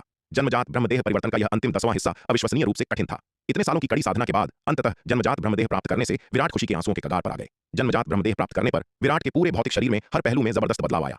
जन्मजात ब्रह्मदेह की साधना से उनकी मार्शल आर्ट क्षमता अकेले ही बहुत बढ़ गई थी। उनकी शारीरिक रिकवरी क्षमता ने भी एक जबरदस्त गुणात्मक छलांग का अनुभव किया। विराट की भयानक शारीरिक पुनर्जनन क्षमताओं के साथ भले ही उनके अंग काट दिए गए हों, वे संभवतः जल्दी से फिर से बढ़ सकते थे। अपनी पुनर्जनन शक्ति की सीमा का परीक्षण करने के लिए विराट ने अपने दाहिने हाथ से एक ब्लेड बनाया और अपनी बाईं बांह पर वार किया। एक जोर की आवाज के साथ ब्लेड उनकी बाईं बांह पर लगा, केवल एक सफेद निशान छोड़कर। यह पूरी तरह से स्थिर रही। यह सतह की त्वचा को भी नहीं तोड़ सका, बांह काटने की तो बात ही छोड़िए। यह देखकर विराट को लाचारी का एहसास हुआ। जब उनका सर्वोच्च योद्धा शरीर पूरी तरह से जन्मजात ब्रह्मदेह में बदल गया तो उनकी शारीरिक शक्ति भी काफी बढ़ गई। उनकी वर्तमान शारीरिक शक्ति संभवतः मध्य श्रेणी के 9वें दर्जे के जादुई हथियार के बराबर थी। वह अब अपनी खुद की शक्ति से अपने शरीर की सुरक्षा को नहीं तोड़ सकते थे। कोई अन्य विकल्प न होने पर विराट ने प्राचीन महाद्वीप छोड़ दिया और हरित को खोजने और उसकी मदद मांगने के लिए अनंत परम मीनार के दूसरे स्तर पर लौट आए। अरे विराट, बुरा नहीं है, तुमने वास्तव में एक मध्य श्रेणी की जन्मजात ब्रह्मदेह विकसित कर ली है। जैसे ही विराट प्राचीन महाद्वीप से निकले, नाग उड़कर ऊपर आया, उसे ऊपर से नीचे तक देखा और आश्चर्य से चिल्लाया, नाग, तुम्हारा क्या मतलब है? क्या जन्मजात ब्रह्मदेह की अलग अलग श्रेणियां होती हैं? विराट ने आश्चर्यचकित होकर पूछा। वह जन्मजात ब्रह्मदेह के बारे में बहुत कम जानते थे। अनंत परम मीनार ने केवल तब इसका उल्लेख किया था जब इसने आयु की काया को एक जन्मजात ब्रह्मदेह में बदल दिया था। हालांकि अनंत परम मीनार ने उस समय अधिक जानकारी साझा नहीं की थी, जिससे विराट को सीमित ज्ञान ही मिला था। बेशक, नाग ने अपने होंठ सिकोड़ते हुए कहा। वह शुरू में उसे एक अज्ञानी देहाती कहना चाहता था, लेकिन यह देखते हुए कि विराट ने हाल ही में उसके साथ काफी अच्छा व्यवहार किया था, उसे अच्छा भोजन और पेय प्रदान किया था, लड़के ने विनम्र होना ही बेहतर समझा। अन्यथा अगर उसने विराट को गुस्सा दिलाया और उसने गुस्से में आकर उसका इलाज कम कर दिया तो क्या यह बहुत बड़ा नुकसान नहीं होगा? जन्मजात ब्रह्मदेह को 4 श्रेणियों में विभाजित किया गया है: निम्न श्रेणी, मध्य श्रेणी, उच्च श्रेणी और सर्वोच्च श्रेणी। प्रत्येक श्रेणी की क्षमता और शक्ति लगभग 100 गुना भिन्न होती है। साधारण मार्शल कलाकारों के लिए निम्न श्रेणी की जन्मजात ब्रह्मदेह विकसित करना बेहद मुश्किल है, तो मध्य श्रेणी, उच्च श्रेणी या सर्वोच्च श्रेणी की जन्मजात ब्रह्मदेह की तो बात ही छोड़िए। निम्न श्रेणी और मध्य श्रेणी की जन्मजात ब्रह्मदेह असंख्य लोगों में मार्शल आर्ट के विलक्षण लोगों के बीच अपेक्षाकृत आम है, लेकिन उच्च श्रेणी और सर्वोच्च श्रेणी की जन्मजात ब्रह्मदेह अत्यंत दुर्लभ है। मध्य श्रेणी की जन्मजात ब्रह्मदेह विकसित करने की आपकी क्षमता आपको पूरी दुनिया में मुश्किल से एक प्रतिभाशाली मानती है, नाग ने विराट को देखते हुए कहा। यह सुनकर विराट ने कुछ संदेह के साथ नाग की ओर देखा। उसे आश्चर्य हुआ कि क्या लड़का उसे फिर से बेवकूफ बनाने की कोशिश कर रहा है। उसकी कड़ी मेहनत से विकसित जन्मजात ब्रह्मदेह इस लड़के की नजर में उसे असंख्य लोगों के बीच एक प्रतिभाशाली के रूप में मुश्किल से योग्य बनाती थी। उन्हें गंभीर संदेह था कि क्या असंख्य लोगों के प्रतिभागी वास्तव में इतने भयानक थे। नाग, तुम्हारा अनुसार आयु की जन्मजात ब्रह्मदेह केवल एक निम्न श्रेणी की जन्मजात ब्रह्मदेह है? विराट ने नाग से पूछा। बेशक, बाहरी बल के माध्यम से बदल गई एक जन्मजात ब्रह्मदेह केवल निम्नतम स्तर की हो सकती है। इसके अलावा बाहरी बल के माध्यम से बदली गई जन्मजात ब्रह्मदेह के आगे बढ़ने की कोई उम्मीद नहीं है। केवल अपने स्वयं के प्रयासों के माध्यम से कदम दर कदम विकसित की गई जन्मजात ब्रह्मदेह में मध्य श्रेणी, उच्च श्रेणी या यहां तक कि शीर्ष श्रेणी की जन्मजात ब्रह्मदेह बनने की क्षमता है। इसके अलावा अपने स्वयं के प्रयासों के माध्यम से विकसित की गई जन्मजात ब्रह्मदेह में आगे परिवर्तन और उन्नति की उम्मीद है। इस दुनिया में चीजें ऐसी ही हैं, सब कुछ होना असंभव है। यदि कोई चीज आसानी से प्राप्त की जाती है तो उसमें खामियां होनी चाहिए, नाग ने कहा। तो क्या इसका मतलब यह है कि आयु की जन्मजात ब्रह्मदेह हमेशा निम्न श्रेणी के स्तर पर रहेगी? विराट ने यह सुनकर कुछ खेद के साथ कहा। विराट, तुम क्या सोच रहे हो? वह छोटी लड़की आयु एक जन्मजात ब्रह्मदेह में बदलने में सक्षम होना कुछ ऐसा है जिसका अनगिनत लोग सपना देखते हैं लेकिन हासिल नहीं कर पाते हैं। ऐसा अवसर मिलना उसके लिए पहले से ही अविश्वसनीय रूप से भाग्यशाली है। तुम और क्या चाहते हो? हरित ने चिढ़कर कहा। अपने आप को देखो, तुम्हारे पूरे तलवार संप्रदाय में तुम्हारे और उस छोटी लड़की आयु के अलावा क्या कोई तीसरा व्यक्ति है जो जन्मजात ब्रह्मदेह विकसित कर सकता है? तुम्हारे तलवार संप्रदाय की तो बात ही छोड़ो, क्या पूरे शक्ति सिंधु महाद्वीप में भी जन्मजात ब्रह्मदेह वाला कोई तीसरा व्यक्ति है? यह बहस का विषय है। यह सुनकर विराट जानबूझकर मुस्कुराए। यह सही है, भले ही आयु की जन्मजात ब्रह्मदेह में सुधार नहीं किया जा सकता था, लेकिन केवल निम्न श्रेणी की जन्मजात ब्रह्मदेह का मालिक होना कुछ ऐसा था जिसका अनगिनत लोग सपना देखते थे। और अधिक क्यों मांगे? इसके अलावा वह छोटी लड़की आयु शायद ऐसी चीजों की परवाह नहीं करेगी। साधना के मामले में आयु, गुरु भूपति, नलिनी, पवन फैजान और अन्य लोगों की तुलना में बहुत कम सक्रिय थी। यदि वह छोटी लड़की अपनी साधना को बेहतर बनाने पर एकाग्र नहीं होती ताकि वह उसकी मदद कर सके तो उसे शायद साधना की बिल्कुल भी परवाह नहीं होती। नाग, तुमने कहा कि हमारे तलवार संप्रदाय में कोई तीसरा व्यक्ति नहीं है जो जन्मजात ब्रह्मदेह विकसित कर सके। यह सच नहीं होना चाहिए, है ना? मुझे लगता है कि वानिया में उस क्षेत्र में काफी क्षमता है, विराट ने अचानक कहा। विराट के शब्द सुनकर नाग क्षण भर के लिए अवाक रह गया। उस छोटी लड़की में वास्तव में क्षमता है, लेकिन क्या वह इसे सफलतापूर्वक विकसित कर सकती है, यह एक और बात है। क्या तुम्हें लगता है कि एक जन्मजात ब्रह्मदेह विकसित करना इतना आसान है? नाग ने उदास होकर कहा। पूरे तलवार संप्रदाय में वानिया की मार्शल आर्ट प्रतिभा विराट के बाद दूसरे स्थान पर थी। क्योंकि वह विराट की बेटी है जिसे अनंत परम रक्तवंश का हिस्सा विरासत में मिला है, उसकी मार्शल आर्ट प्रतिभा राक्षसी है। यहां तक कि आयु और माया, दो मार्शल आर्ट विलक्षण प्रतिभाएं जिनकी काया अनंत परम मीनार द्वारा बदल दी गई थी, शायद उसकी तुलना नहीं कर सकते। इसलिए वानिया की मार्शल आर्ट योग्यता के साथ एक उच्च संभावना है कि वह एक जन्मजात ब्रह्मदेह विकसित कर सकती है।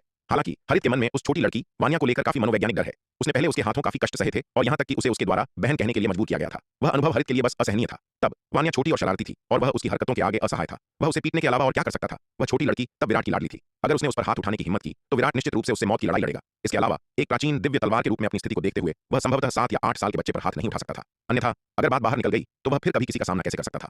सौभाग्य से केवल वह और वानिया ही जानते थे कि तब क्या हुआ था, इसलिए यह बहुत शर्मनाक नहीं था। उस मूर्ख बाघ के विपरीत जिसे उस छोटी लड़की वानिया द्वारा शहर के चारों ओर घसीटा गया था, वह वास्तव में अपमानजनक था। नाग के शब्द सुनकर विराट ने उनका खंडन नहीं किया। आखिरकार वह व्यक्तिगत रूप से इस रास्ते पर चला था और अच्छी तरह जानता था कि जन्मजात ब्रह्मदेह विकसित करना कितना मुश्किल था। ठीक है, चलो अब इस बारे में बात नहीं करते हैं। विराट ने अपना हाथ हिलाया और कहा, नाग, मैं इस बार वापस आया हूं क्योंकि मुझे तुमसे कुछ चर्चा करनी है। विराट, तुम अब किस तरह की मुसीबत पैदा करने की कोशिश कर रहे हो? मुझे पहले बताने दो। मैं अब तुम्हारा मजदूर नहीं बनूंगा। अगर तुमने मुझसे फिर से खेती करवाई तो मुझे सूर्यवीर को ढूंढना होगा और उन्हें इसका फैसला करने देना होगा। यह सुनकर नाग ने तुरंत सावधानी से कहा। हर बार जब विराट उसके पास आते थे तो यह कभी किसी अच्छे के लिए नहीं होता था, लेकिन अब जब उसके पास सूर्यवीर का समर्थन था तो विराट का सामना करते समय वह बहुत अधिक आश्वस्त महसूस करता था। सूर्यवीर अब उसका बहुत सम्मान करते थे, उसे पूरी तरह से अपने गुरु के रूप में मानते थे और सूर्यवीर विराट के पिता भी थे। अन्य लोग विराट का कुछ नहीं कर सकते थे, लेकिन उनके पिता अभी भी उन्हें नियंत्रण में रख सकते थे। अरे बुद्धू, तुम क्या सोच रहे हो? क्या तुम वास्तव में इतने संवेदनशील हो? विराट ने कहा, कुछ हद तक अवाक। विराट, क्या तुम नहीं जानते कि तुम किस तरह के इंसान हो? यह सुनकर नाग ने ठंडी सांस ली। सूर्यवीर के दक्षिणी महाद्वीप में आने के बाद ही उसे कुछ अच्छे दिन देखने को मिले थे। विराट के अधीन बिताए दिनों को याद करते हुए नाग पूरी तरह से अवाक महसूस करता था। वह एक शक्तिशाली प्राचीन दिव्य तलवार जो कभी असंख्य लोगों में घूमती थी, इतनी शक्तिशाली और प्रतिष्ठित, फिर भी विराट के अधीन उसे उसके लिए खेती करने के लिए मजबूर किया गया था। ठीक है, यह बकवास बहुत हो गई। मैं इस बार तुम्हारे पास इस जन्मजात ब्रह्मदेह की पुनर्जनन शक्ति को सत्यापित करने में तुम्हारी मदद मांगने आया हूं। पहले मेरा यह हाथ काटने की कोशिश करो। विराट इस बुद्धू के साथ बहस करने में बहुत आलसी ने बस अपनी बाईं बांह बढ़ाई और नाक से कहा। यह सुनकर नाक तुरंत इच्छुक हो गया। जब तक विराट उससे खेती जैसा कठिन परिश्रम नहीं करवाता सब कुछ ठीक था। इसके अलावा वह यह देखने के लिए भी उत्सुक था कि विराट की मध्य श्रेणी की जन्मजात ब्रह्मदेह वास्तव में कितनी शक्तिशाली थी। विराट, तो यह महान व्यक्ति एक चाल चलेगा? नाग ने विराट को देखते हुए कहा। हाँ, आगे बढ़ो और अपना वार करो। विराट ने सिर हिलाया और कहा। यह सुनकर नीले वस्त्र पहने लड़के ने तुरंत अपना हाथ हिलाया। एक तेज तलवार की रोशनी छोड़ी जो विराट की बांह की ओर काटती हुई गई। वूश! तलवार की रोशनी बांह के माध्यम से कट गई और विराट की बांह जमीन पर गिर गई। नीले वस्त्र वाला लड़का पहले ही उस स्थिति में आ गया था जिसमें वह सूर्यवीर और ठाकुर विक्रमादित्य के बीच की लड़ाई से पहले था और उस लड़ाई से पहले की तुलना में भी मजबूत था। हालांकि विराट की शारीरिक रक्षा अविश्वसनीय रूप से मजबूत थी, फिर भी यह नीले वस्त्र वाले लड़के का मुकाबला नहीं कर सकती थी। बेशक ऐसा केवल इसलिए था क्योंकि विराट ने उसे हमला करने के लिए कहा था, अन्यथा विराट के जन्मजात जादुई हथियार के रूप में वह उन पर सक्रिय रूप से हमला नहीं कर सकता था। बांह कट जाने के बाद कटे हुए स्थान पर मांस कांपने लगा और एक नई बांह तेजी से बढ़ने लगी। सिर्फ 10 सांसों से कुछ अधिक समय में विराट की बांह पूरी तरह से फिर से बढ़ गई थी। इस नई बढ़ी हुई बांह को देखकर विराट आश्चर्यचकित और प्रसन्न दोनों थे। जैसा कि अपेक्षित था, एक जन्मजात ब्रह्मदेह के रूप में अपनी वर्तमान शक्तिशाली पुनर्जनन क्षमताओं के साथ वह वास्तव में एक कटे हुए हाथ को फिर से बना सकते थे। हालांकि विराट ने यह भी महसूस किया कि इस नए हाथ को उगाने में उनके भौतिक शरीर की आदिम ऊर्जा की एक महत्वपूर्ण मात्रा का उपभोग हुआ था। इससे पता चला कि अपनी जन्मजात ब्रह्मदेह की दुर्जय पुनर्जनन शक्ति के साथ भी वह अंगों को अनिश्चित काल तक पुनर्जीवित नहीं कर सकते थे। एक बार जब उनके भौतिक शरीर की आदिम ऊर्जा समाप्त हो जाती तो उनकी अविश्वसनीय रूप से शक्तिशाली पुनर्जनन क्षमता गायब हो जाएगी। बेशक इस आदिम ऊर्जा की भरपाई की जा सकती थी। जब तक पुनःपूर्ति की दर खपत की दर से अधिक थी, उनकी पुनर्जनन क्षमता अपने चरम पर रह सकती थी। विराट ने जमीन पर पड़े कटे हुए हाथ को देखा, सोच रहे थे कि इसे कैसे निपटाया जाए। तभी अचानक कटा हुआ हाथ तुरंत ऊर्जा की सबसे छोटी इकाइयों में विघटित हो गया और उनकी ओर बढ़ा। जैसे ही इस ऊर्जा ने विराट के शरीर में प्रवेश किया, उनकी कम हुई भौतिक आदिम ऊर्जा तुरंत बहाल हो गई। यह अनंत परम मीनार का काम था जिसने कटे हुए हाथ को विघटित कर दिया और फिर उस पदार्थ और ऊर्जा को जिसमें यह बदल गया था विराट के शरीर में डाल दिया। यह देखकर विराट मुस्कुराए बिना नहीं रह सके। उनके शरीर से संबंधित चीजें उनके शरीर में वापस लौटना वास्तव में सबसे अच्छा समाधान था। दांव संघ मुख्यालय परिषद हॉल में संरक्षकों और एल्डर्स, कृपया हमारे वरुण महल के लिए न्याय बनाए रखें। अधिपति लोकेश नीचे घुटने टेक कर रो रहे थे। दिव्य पवन महल कमजोरों को सताता है। हमारे वरुण महल के आरोहण लोग एल्डर्स का बेरहमी से कत्लेआम करता है। यह दांव संघ के नियमों की पूरी तरह से अवहेलना है। यह हमारे दांव संघ के भीतर एक आंतरिक युद्ध भड़काने के बराबर है। यदि दिव्य पवन महल के ऐसे बुरे कार्यों को कड़ी सजा नहीं दी जाती है तो दांव संघ की प्रतिष्ठा कहां है, न्याय कहां है? बस बहुत हुआ। हॉल में एक भारी भरकम आदमी दहाड़ा। लोकेश, तुम्हारे वरुण महल ने वास्तव में क्या किया है? क्या तुम अपनी सीमाओं को नहीं जानते? जगत वरुण महल का प्रतिष्ठित दूसरा एल्डर वास्तव में अराजक रसातल में घुस गया और मेरे दांव संघ के दांव पुत्र पर हमला किया, यहां तक कि अराजक रसातल के स्थान को भी ढा दिया। यदि महारानी रेणुका और एल्डर योगिता की मदद नहीं होती तो मेरे दांव संघ के अधिकांश मार्शल आर्ट के विलक्षण लोग तुम्हारे वरुण महल के हाथों मारे जाते। दांव संघ में शिकायत करने की तुम्हारी हिम्मत कैसे हुई? मेरा मन करता है कि तुम्हें थप्पड़ मारकर मार डालूं। भारी भरकम आदमी के उग्र शब्दों को सुनकर लोकेश चुप हो गया। इस भारी भरकम आदमी का नाम रणविजय था, जो दांव संघ के 9 महान संरक्षकों में से एक था, जो दिव्य विकास लोक के मध्य चरण में एक शीर्ष विशेषज्ञ था। दांव संघ के 9 महान संरक्षकों के पास दांव संघ की एल्डर परिषद के एल्डर्स की तुलना में बहुत अधिक दर्जा था, जो केवल 3 गठबंधन नेताओं के बाद दूसरे स्थान पर थे। वे वास्तव में दांव संघ के भीतर बड़े लोग थे। ऐसा बड़ा आदमी उंगली की थोड़ी सी हरकत से उसे आसानी से कुचल सकता था। इतनी शक्तिशाली हस्ती के सामने लोकेश ढीठ होने की हिम्मत कैसे कर सकता था? लोकेश चुप रहा, लेकिन गुप्त रूप से मुख्य हॉल में एक ठंडे चेहरे वाले बूढ़े आदमी पर अपनी नजर डाली। वरुण महल ने वास्तव में इस मामले में बहुत आगे बढ़ गया है, लेकिन जगत पहले ही मर चुका है और उसे अपनी उचित सजा मिल चुकी है। हालांकि दिव्य पवन महल द्वारा वरुण महल के आरोहण लोक एल्डर्स का खुले नरसंहार को नजरअंदाज नहीं किया जा सकता है। ठंडे चेहरे वाले बूढ़े आदमी ने बोलते समय अपनी भौहें सिकोड़ लीं। इस ठंडे चेहरे वाले बूढ़े आदमी का नाम संरक्षक नक्ष था, जो दांव संघ के 9 संरक्षकों में से एक था। हालांकि वह रणविजय से अलग था। रणविजय दांव संघ में युद्ध का प्रस्तावक था, जबकि नक्ष शांति का प्रस्तावक था। तो तुम क्या करने का इरादा रखते हो? यह सुनकर रणविजय नक्ष को देखने के लिए मुड़ा और पूछते हुए अपनी भौहें सिकोड़ लीं। दांव संघ में युद्ध के प्रस्तावक के रूप में वह दिव्य पवन महल के प्रति बहुत अनुकूल दृष्टिकोण रखता था। सदियों पहले पूर्व दिव्य पवन महल प्रमुख ने दांव संघ सेना के साथ एक अभियान पर दिव्य पवन महल की बड़ी संख्या में आरोहण लोक विशेषज्ञों का नेतृत्व किया था। उन्होंने सीमा पर दानव वंश की सेना के खिलाफ जमकर लड़ाई लड़ी, उल्लेखनीय उपलब्धियां हासिल की। उस लड़ाई में दिव्य पवन महल को भारी नुकसान उठाना पड़ा। बाद में दिव्य पवन महल के कई विशेषज्ञों को लगी गंभीर चोटों के कारण उपाध्यक्ष दिवाकर ने पूर्व दिव्य पवन महल प्रमुख को स्वास्थ्य लाभ के लिए उन्हें अपने संप्रदायों में वापस ले जाने का आदेश दिया। दुर्भाग्य से उनकी वापसी की यात्रा पर उन पर रक्त पिशाच संप्रदाय द्वारा घात लगाकर हमला किया गया, जिसके परिणाम स्वरूप दिव्य पवन महल के अभियान बल का लगभग सफाया हो गया। यहां तक कि पूर्व दिव्य पवन महल प्रमुख ने भी अपनी चोटों के कारण दम तोड़ दिया और दिव्य पवन महल लौटने के कुछ ही समय बाद मर गई। दांव संघ के उच्च रैंकिंग सदस्य युद्ध समर्थक गुट के रूप में दिव्य पवन महल को उच्च सम्मान में रखते थे। इसके विपरीत रणविजय वरुण महल के लिए अत्यधिक घृणा रखता था। वरुण महल अपने तरीकों में क्रूर और अनैतिक था, फिर भी जब बाहरी युद्ध की बात आती थी तो वे पूरी तरह से कायर थे। मध्य महाद्वीप की सीमाओं पर दानव वंश के खिलाफ लड़ाई में उनकी उपलब्धियां दिव्य पवन महल की उपलब्धियों के 1% से भी कम थीं। इसके अलावा उनकी अधिकांश उपलब्धियां अन्य संप्रदायों के योद्धाओं के पीछे चलते हुए युद्ध की लूट को खंगालने से आईं। दानव वंश की सेना के साथ सीधे मुकाबले में वरुण महल के योद्धा कभी भी अग्रिम पंक्ति में नहीं गए। रणविजय न केवल ऐसे कायर व्यक्तियों को जो आंतरिक कलह में कुशल थे लेकिन बाहरी लड़ाइयों में अयोग्य थे पूरी तरह से अवमानना और घृणा में रखता था। गहराई से वह लंबे समय से वरुण महल को सबक सिखाना चाहता था, लेकिन उसकी स्थिति ने उसे बिना किसी कारण के ऐसा करने से रोक दिया। इस बार दिव्य पवन महल ने वरुण महल के आरोहण लोक एल्डर्स के एक समूह का कत्लेआम किया और रणविजय बिल्कुल भी नाराज नहीं था। इसके विपरीत वह गुप्त रूप से खुश था। गठबंधन नेता ने पहले ही एक सख्त आदेश जारी कर दिया है कि दांव संघ के भीतर आरोहण लोक से ऊपर के मार्शल कलाकारों को आपस में लड़ने की सख्त मनाही है। हालांकि दिव्य पवन महल ने जानबूझकर इस नियम का उल्लंघन किया है, जो स्पष्ट रूप से दिखाता है कि वे दांव संघ के नियमों का सम्मान नहीं करते हैं। इसलिए दिव्य पवन महल को अपने कार्यों की कीमत चुकानी होगी। ठंडे और कठोर बूढ़े आदमी नक्ष ने भावहीन होकर कहा। जब उसने इस दिशा में देखा तो उसने योगेश को एक मुक्के से हवा में उड़ते हुए देखा। यह देखकर दिव्य पवन महल ने वरुण महल के आरोहण लोक के बुजुर्गों के एक समूह का कत्लेआम कर दिया था और रणविजय को इस बात पर बिल्कुल भी गुस्सा नहीं आया। इसके विपरीत वह मन ही मन खुश हो रहा था। गठबंधन प्रमुख दिवाकर ने पहले ही एक सख्त आदेश जारी किया है कि दांव संघ के भीतर आरोहण लोक से ऊपर के योद्धाओं को आपस में लड़ने की सख्त मनाही है। फिर भी दिव्य पवन महल ने जानबूझकर इस नियम का उल्लंघन किया है, जो स्पष्ट रूप से दिखाता है कि वे दांव संघ के नियमों का सम्मान नहीं करते हैं। इसलिए दिव्य पवन महल को अपने कार्यों की कीमत चुकानी होगी। ठंडे और कठोर बुजुर्ग नक्ष ने बिना किसी भाव के कहा। यह सुनकर रणविजय आग बबूला हो गया। वह बूढ़ा कुत्ता नक्श बेहद बेशरम था। दिव्य पवन महल पर हमला करने के लिए उसने दिवाकर के आदेशों का हवाला तक दे दिया। पहले जब दिवाकर दाव संघ के भीतर बैठने करते थे तो नक्श हमेशा उनके किसी भी प्रस्ताव का सबसे मुखर विरोधी होता था, लेकिन अब दिव्य पवन महल से निपटने के लिए नक्श खुद अपने ही गाल पर तमाचा मारने को तैयार था। इस बूढ़े कुत्ते की बेशर्मी सचमुच बार बार नई नीचता की हदें पार कर रही थी। क्या हुआ रणविजय, तुम्हें लगता है कि गठबंधन प्रमुख दिवाकर का आदेश गलत है? नक्श ने रणविजय को घूरा। उसका चेहरा उदासीन था। ठीक है, बहुत बढ़िया बूढ़े कुत्ते नक्श, आज मैंने रणविजय ने सचमुच देख लिया कि असली बेशर्मी कैसी होती है। रणविजय गुस्से में हंसा। नक्श ने रणविजय की बातों को अनसुना कर दिया। बिना शर्मिंदा हुए और अपनी बात जारी रखी। चूंकि संरक्षक रणविजय को कोई आपत्ति नहीं है तो यह मामला तय है। महारानी रेणुका को अपनी सजा स्वीकार करने के लिए दाव संघ मुख्यालय आना होगा। तो मैं रणविजय यह देखना चाहूंगा कि तुम महारानी रेणुका को सजा स्वीकार करने के लिए दाव संघ मुख्यालय कैसे बुलाते हो। रणविजय ने ताना मारा। मैं संरक्षक नक्श की अगली चाल देखूंगा। इतना कहकर रणविजय मुड़ा और परिषद हॉल से बाहर चला गया। रणविजय को जाते देख परिषद हॉल में युद्ध समर्थक गुट के बुजुर्ग भी उसके पीछे पीछे चले गए। केवल नक्श दाव संघ के नेता और उस गुट के बुजुर्ग ही परिषद हॉल में रह गए। परिषद हॉल के बाहर सादे कपड़ों में एक आदमी रणविजय के पीछे चला और पूछा, संरक्षक रणविजय, क्या हम सचमुच इस मामले को ऐसे ही छोड़ देंगे और उन्हें दिव्य पवन महल को दंडित करने देंगे? ये सादे कपड़ों वाला आदमी बुजुर्ग दामोदर था, जो दाव संघ बुजुर्ग परिषद का एक एल्डर था। चलो देखते हैं, मैं भी देखना चाहता हूं कि वह बूढ़ा कुत्ता नक्श क्या खिचड़ी पका रहा है। रणविजय ने कहा। क्या होगा अगर वे सचमुच दिव्य पवन महल को कड़ी सजा देने का इरादा रखते हैं? दामोदर ने पूछा।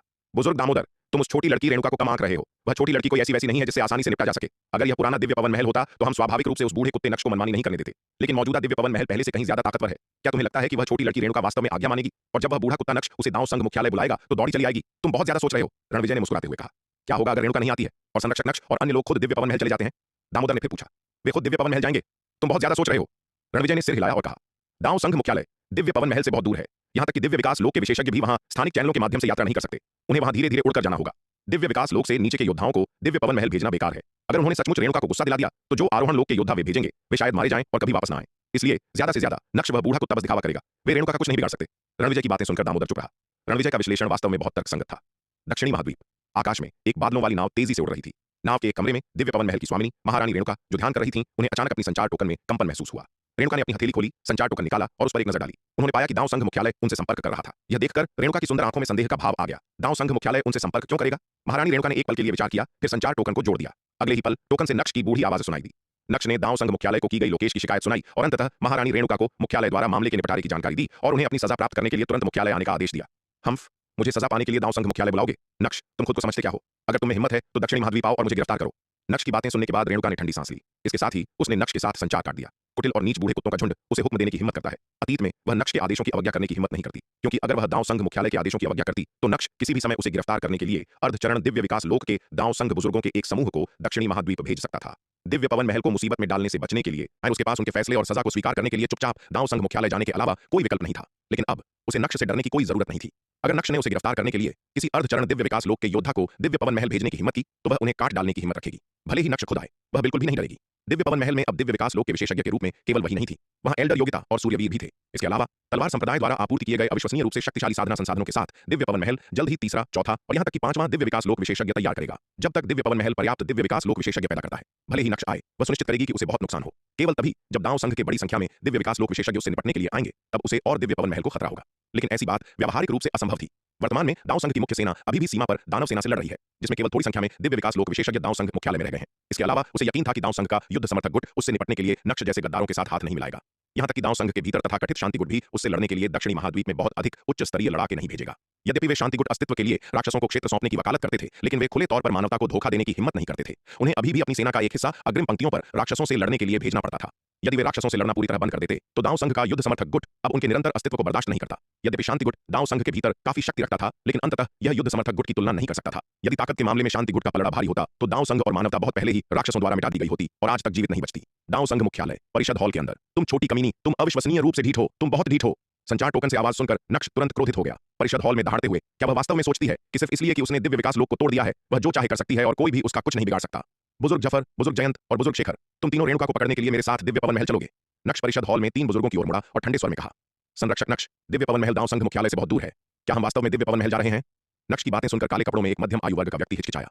काले कपड़ों में यह मध्यम आयु वर्ग का व्यक्ति बुजुर्ग जफर था। उन तीन बुजुर्गों में से एक जिनका नाम नक्श ने अभी लिया था। हालांकि वह दाव संघ के शांति गुट का भी सदस्य था, लेकिन उसने सोचा कि नक्श राय का पहाड़ बना रहा है। वरुण महल 5 प्रमुख संप्रदायों में सबसे निचला संप्रदाय था, जो बेहद कमजोर था।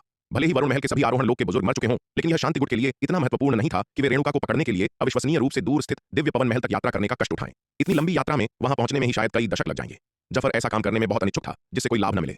दाव संघ का नेता और उनका गुट मूल रूप से स्वार्थी व्यक्तियों का एक समूह था जो एक साथ थे। क्योंकि वे अग्रिम पंक्तियों पर राक्षसों से लड़ना नहीं चाहते थे, उन्होंने शांति के लिए मुकदमा करने के लिए राक्षसों को क्षेत्र सौंपने का प्रस्ताव रखा। उनके कार्य लाभ से प्रेरित थे, उनके पास इसके बिना कुछ भी करने के लिए बहुत कम प्रेरणा थी। तुम्हें इसकी चिंता करने की जरूरत नहीं है। हम इस बार दिव्य पवन महल जाने के लिए वज्र विमान का उपयोग करेंगे। वज्र विमान की गति से दिव्य पवन महल तक पहुंचने में कई साल लगेंगे। नक्श ने उदासीनता से कहा। वास्तव में यदि उसे अकेले दिव्य पवन महल की यात्रा करनी होती तो उसकी गति से कुछ वर्षों में वहां पहुंचना पर्याप्त समय से अधिक होता, लेकिन उसे डर था कि वह अकेले सूर्यवीर, रेणुका और योग्यता की संयुक्त सेना को नहीं हरा सकता। ताकत के मामले में वह ठाकुर विक्रमादित्य से थोड़ा ही मजबूत था, बहुत ज्यादा नहीं। यदि उसे सूर्यवीर से लड़ना होता जिसके पास वह प्राचीन दिव्य तलवार थी तो उसे थोड़ा फायदा हो सकता था। हालांकि यदि सूर्यवीर को रेणुका और योग्यता, जो दिव्य विकास लोक के 2 विशेषज्ञ थे, की सहायता मिलती तो वह उन तीनों को एक साथ नहीं हरा पाता। इसलिए सुरक्षित रहने के लिए वह शांति समर्थक गुट के 3 बुजुर्गों को साथ लाया। बुजुर्ग जफर, बुजुर्ग जयंत और बुजुर्ग शेखर सभी दिव्य विकास लोक के प्रारंभिक चरण के विशेषज्ञ थे और यात्रा की गति के मामले में वे उसकी तुलना नहीं कर सकते थे, जो दिव्य विकास लोक के मध्य चरण का शीर्ष विशेषज्ञ था। यदि जफर, जयंत और शेखर अपनी वर्तमान गति से यात्रा करते तो उन्हें दिव्य पवन महल तक पहुंचने में कम कई दशक लग जाते। इसलिए नक्श ने यात्रा के लिए दांव संघ के मध्यम दर्जे के जन्मजात जादुई खजाने वज्र विमान का उपयोग करने की योजना बनाई। यह अच्छा है, वज्र विमान के साथ हम यात्रा में बहुत अधिक समय बर्बाद नहीं करेंगे। यह सुनकर जफर ने मुस्कुराते हुए कहा। वज्र विमान के साथ भी उन्हें दिव्य पवन महल तक पहुंचने में कई साल लगेंगे। हालांकि इन दिव्य विकास लोक विशेषज्ञों के लिए उनके लंबे जीवन काल के साथ कुछ साल कुछ भी नहीं है। वे अपनी साधना के दौरान अक्सर सैकड़ों या हजारों साल एकांत में बिताते हैं। वज्र विमान पर बैठे हुए वे बस थोड़ी देर के लिए अपनी आंखें बंद कर सकते हैं और जब वे उन्हें फिर से खोलते हैं तो वे अपनी मंजिल पर पहुंच चुके होते हैं। वज्र विमान के साथ उन्हें यात्रा में समय और ऊर्जा बर्बाद करने की जरूरत नहीं है। ठीक है, तुम तीनों तैयार हो जाओ, हम कल निकलेंगे। नक्श ने सिर हिलाया और कहा। अगले दिन बिजली में लिपटी एक उड़ने वाली नाव दांव संघ मुख्यालय से उड़ी, आंधी की बेल्ट से गुजरी और ब्रह्मांडीय तारों वाले आकाश में उड़ गई। ब्रह्मांडीय तारों वाले आकाश में यात्रा करने में न्यूनतम प्रतिरोध होता है और यह सबसे तेज यात्रा गति की अनुमति देता है। आमतौर पर आरोहण लोक के शिखर से ऊपर के योद्धा आंधी की बेल्ट से गुजरकर और ब्रह्मांडीय तारों वाले आकाश में उड़कर यात्रा करते हैं। दांव संघ मुख्यालय में दामोदर ने वज्र विमान को उड़ान भरते हुए देखा, फिर रणविजय की ओर मुड़ा और कहा। संरक्षक रणविजय और संरक्षक नक्श वास्तव में रेणुका को पकड़ने के लिए दिव्य पवन महल गए हैं। हमें आगे क्या करना चाहिए? क्या हमें बस हाथ पर हाथ धरे बैठे रहना चाहिए? ये बूढ़े कुत्ते दानव वंश से निपटने के दौरान इतने उत्साही नहीं थे, लेकिन वे अपने ही लोगों से निपटने के लिए कितने उत्सुक हैं। रणविजय ने बेहद बदसूरत अभिव्यक्ति के साथ कहा। उसने अपना सिर नीचे किया और लंबे समय तक विचार किया और अंत में कहा, हमें इस बारे में बूढ़े दिवाकर से पूछना चाहिए और देखना चाहिए कि उनका क्या कहना है। बूढ़े दिवाकर का आदेश वास्तव में उल्टा पड़ गया है। मैंने पहले ही कहा था कि आरोहण लोक से ऊपर के योद्धाओं के बीच लड़ाई पर उनका सख्त प्रतिबंध केवल एक सतही समाधान है और यह उन खलनायकों को कानून में खामियों का फायदा उठाने की अनुमति दे सकता है, जिससे वे अपने बुरे कामों में और भी अधिक बेईमान हो जाएंगे। दूसरी ओर हम युद्ध समर्थक गुट इस कानून से बाधित हो सकते हैं, उन कायर और दबंगों को कड़ी सजा देने में असमर्थ। अब यह बिल्कुल वैसा ही है जैसा मैंने भविष्यवाणी की थी। यह सुनकर दामोदर ने एक शब्द भी बोलने की हिम्मत नहीं की। हालांकि वह बुजुर्ग परिषद का एक एल्डर भी था, फिर भी वह दिवाकर और रणविजय जैसे असली दिग्गजों से बहुत नीचे था। उसने रणविजय और दिवाकर के बीच के झगड़े में हस्तक्षेप करने की हिम्मत नहीं की। उनमें से किसी को भी नाराज करने से उसे बहुत परेशानी होगी। रणविजय ने अपना संचार टोकन निकाला और दिवाकर से संपर्क किया, उसे स्थिति समझाई। मध्य महाद्वीप की पश्चिमी सीमा पर संचार टोकन के माध्यम से रणविजय का विवरण सुनने के बाद दिवाकर मुस्कुराए और कहा, भाई रणविजय, चलो अभी के लिए इस मामले में हस्तक्षेप न करें। क्योंकि नक्श को मुसीबत खड़ी करना पसंद है तो उसे करने दो। बूढ़े दिवाकर, क्या हम वास्तव में शामिल नहीं होने जा रहे हैं? यदि नक्श दक्षिणी महाद्वीप जाता है और सूर्यवीर, रेणुका और अन्य लोगों से भिड़ जाता है तो क्या तुम्हें डर नहीं है कि सूर्यवीर और रेणुका को बहुत बड़ा नुकसान होगा? रणविजय ने संदेह से पूछा। वह बच्चा सूर्यवीर उतना सरल नहीं है जितना तुम सोचते हो। मेरी राय में यदि नक्श दक्षिणी महाद्वीप जाता है तो उसे मुंह की खानी पड़ेगी। यह सूर्यवीर का उपयोग करके उन कायर दबंगों के अहंकार को दबाने का एक अच्छा अवसर है जो केवल कमजोरों को सताना जानते हैं। दिवाकर ने मुस्कुराते हुए कहा। बूढ़े दिवाकर, क्या तुम सूर्यवीर की ताकत को कुछ ज्यादा ही नहीं आंक रहे हो? रणविजय ने संदेह से पूछा। तुम नक्श की ताकत को किसी से भी बेहतर जानते हो। क्या सूर्यवीर वास्तव में उसे हरा सकता है? इसके अलावा उसके पास जफर, जयंत और शेखर भी हैं। इतने शक्तिशाली लाइनअप के साथ क्या सूर्यवीर और रेणुका वास्तव में इसे संभाल सकते हैं? तुम उस बारे में निश्चिंत रह सकते हो, दिवाकर ने कहा। भले ही सूर्यवीर अभी नक्श का मुकाबला न कर सके, लेकिन नक्श को वज्र विमान के साथ भी दक्षिणी महाद्वीप तक पहुंचने में कम से कम कई साल लगेंगे। कुछ ही वर्षों में सूर्यवीर की ताकत अकल्पनीय होगी। तुम किस बात की चिंता कर रहे हो? इसके अलावा नक्श का उपयोग करके यह पता लगाने का यह एक अच्छा अवसर है कि सूर्यवीर की असली ताकत क्या है। यह बच्चा दशकों से अपनी असली क्षमताओं को छिपा रहा है। अभी भी मैं उसके विवरण का पता नहीं लगा पा रहा हूं। ठीक है, जब तुमने ऐसा कहा है तो मैं क्या कह सकता हूं? वैसे भी अगर सूर्यवीर वास्तव में मुसीबत में पड़ता है तो तुम खुद जिम्मेदारी लेना। दिवाकर की बातें सुनकर रणविजय ने एक हुंकार भरी। उस समय दिवाकर ही दांव संघ में वह व्यक्ति था जो सूर्यवीर की सबसे अधिक सराहना करता था। क्योंकि दिवाकर ने भी कहा कि इसकी चिंता मत करो तो उसे क्यों दखल देना चाहिए। चिंता मत करो, अगर सूर्यवीर वास्तव में नक्श को नहीं हरा पाया तो मैं व्यक्तिगत रूप से दक्षिणी महाद्वीप जाऊंगा, दिवाकर ने कहा। ठीक है, जब तक तुम जानते हो कि तुम्हारे लिए क्या अच्छा है, रणविजय ने कहा। फिर उसने दिवाकर के साथ संपर्क काट दिया और इस मामले पर और ध्यान नहीं दिया। प्राचीन महाद्वीप। विराट धारा में पालथी मारकर बैठा था, चुपचाप साधना कर रहा था। जैसे जैसे उसका शारीरिक बचाव मजबूत होता गया, अविश्वसनीय रूप से भारी धारा का पानी अब उसके शरीर पर पहले जैसा दबाव नहीं डाल पा रहा था। हालांकि उसका शरीर अभी भी धारा के पानी से मिट रहा था, फिर भी बारीक दरारें बन रही थीं। हालांकि ये दरारें उसके जन्मजात दांव शरीर की अपार पुनर्योजी शक्ति के तहत तुरंत ठीक हो गईं। इस प्रकार विराट का शरीर, जो लगातार तेज धारा से टूट रहा था, हर बार तेजी से ठीक हो रहा था। टूटने और ठीक होने की इन प्रक्रियाओं के बीच विराट का शरीर लगातार निखरता और मजबूत होता गया। धारा का पानी जो उसके शरीर में बहता था उसे उसके अनंत परम रक्तवंश द्वारा लगातार अवशोषित किया जाता था। रक्तवंश शक्ति में बदला जाता था और एक हिस्से को विराट द्वारा अनंत अराजकता सम्राट तकनीक का उपयोग करके शुद्ध अनंत सच्चे सार में परिष्कृत किया जाता था। विराट 10 दिन और 10 रात तक धारा में पालथी मारकर साधना करता रहा। इस दिन एक कान फाड़ देने वाली दहाड़ गूंजी और विराट के शरीर से एक अतुलनीय रूप से शक्तिशाली आभा फूट पड़ी। इस भयानक आभा ने उसके चारों ओर कई मीलों के दायरे में धारा के पानी को पूरी तरह से एक तरफ धकेल दिया, जिससे धारा के भीतर एक बड़ा सूखा गड्ढा बन गया। विराट ने अपनी आंखें खोली और एक लंबी सांस ली। अपनी चोटों के पूरी तरह से ठीक होने और उसकी रक्तवंश शक्ति के अपने चरम पर लौटने के बाद उसने कई महीनों तक लगन से साधना की। आज वह आखिरकार अपने साधना स्तर को और नहीं दबा सका और अर्धचरण महान क्षेत्र को तोड़ दिया। वास्तव में यदि यह तथ्य नहीं होता कि उसने कई महीने पहले जन्मजात दांव शरीर की साधना की थी, जिससे उसकी मार्शल आर्ट क्षमता बहुत बढ़ गई थी और उसे प्रत्येक क्षेत्र में अधिक ऊर्जा रखने की अनुमति मिली थी, तो वह कई महीने पहले ही अर्धचरण महान क्षेत्र में प्रवेश कर चुका होता। जन्मजात दांव शरीर की साधना करने के बाद प्रत्येक क्षेत्र में उसकी मार्शल आर्ट क्षमता पहले से भी अधिक हो गई थी। इसने समान क्षेत्र के लोगों के बीच उसकी युद्ध शक्ति को पहले से भी अधिक भयानक बना दिया। विराट ने अपनी मुट्ठी भींची और आगे की ओर एक मुक्का मारा। एक कान फाड़ देने वाली दहाड़ के साथ मुक्के के भयानक बल के कारण धारा में एक विशाल लहर उठ गई। इस मुक्के की ताकत को देखकर विराट हैरान और खुश दोनों था। अपनी वर्तमान ताकत के साथ बिना किसी बाहरी बल या खजाने के भी उसकी अपनी ताकत ही आरोहण लोक के अंतिम चरण के विशेषज्ञ को टक्कर देने के लिए पर्याप्त थी। शक्तिशाली खजानों की मदद से आरोहण लोक के शिखर का विशेषज्ञ भी एक मुकाबला हो सकता था। अर्धचरण महान क्षेत्र को तोड़ने के बाद विराट ने एक धारा में हजारों फीट लंबी एक विशाल मछली पकड़ी और उसे वापस ले आया। टेलीपोर्टेशन व्यू के माध्यम से वह अनंत परम मीनार के दूसरे स्तर पर लौट आया। अनंत परम मीनार के दूसरे स्तर पर लौटने के बाद विराट ने विशाल मछली को वहां फेंक दिया और टॉवर को छोड़ दिया। अपने कमरे से बाहर निकल आया। वह इतने लंबे समय से एकांतवास में था, अब थोड़ी ताजी हवा लेने का समय था। जैसे ही विराट अपने निवास से बाहर निकला, एक सुंदर आकृति उसकी ओर दौड़ी।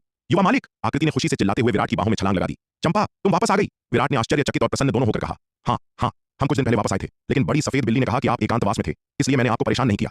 चंपा ने बार बार सिर हिलाया, जैसे कोई चूजा दाना चुग रहा हो। यह सुनकर कि विराट एकांतवास से बाहर आ गया है, माया, आयु, नलिनी और अन्य लोग उससे मिलने के लिए दौड़ पड़े। विराट, तुम वास्तव में नहीं मरे। उस दिन तुमने हमें डरा ही दिया था। माया ने अपनी छाती पर हाथ फेरा, सुरक्षित विराट को देखते हुए। क्या मैंने चंपा को पहले ही नहीं बता दिया था कि मैं ठीक हूं? विराट ने कहा, थोड़ा अवाक होकर।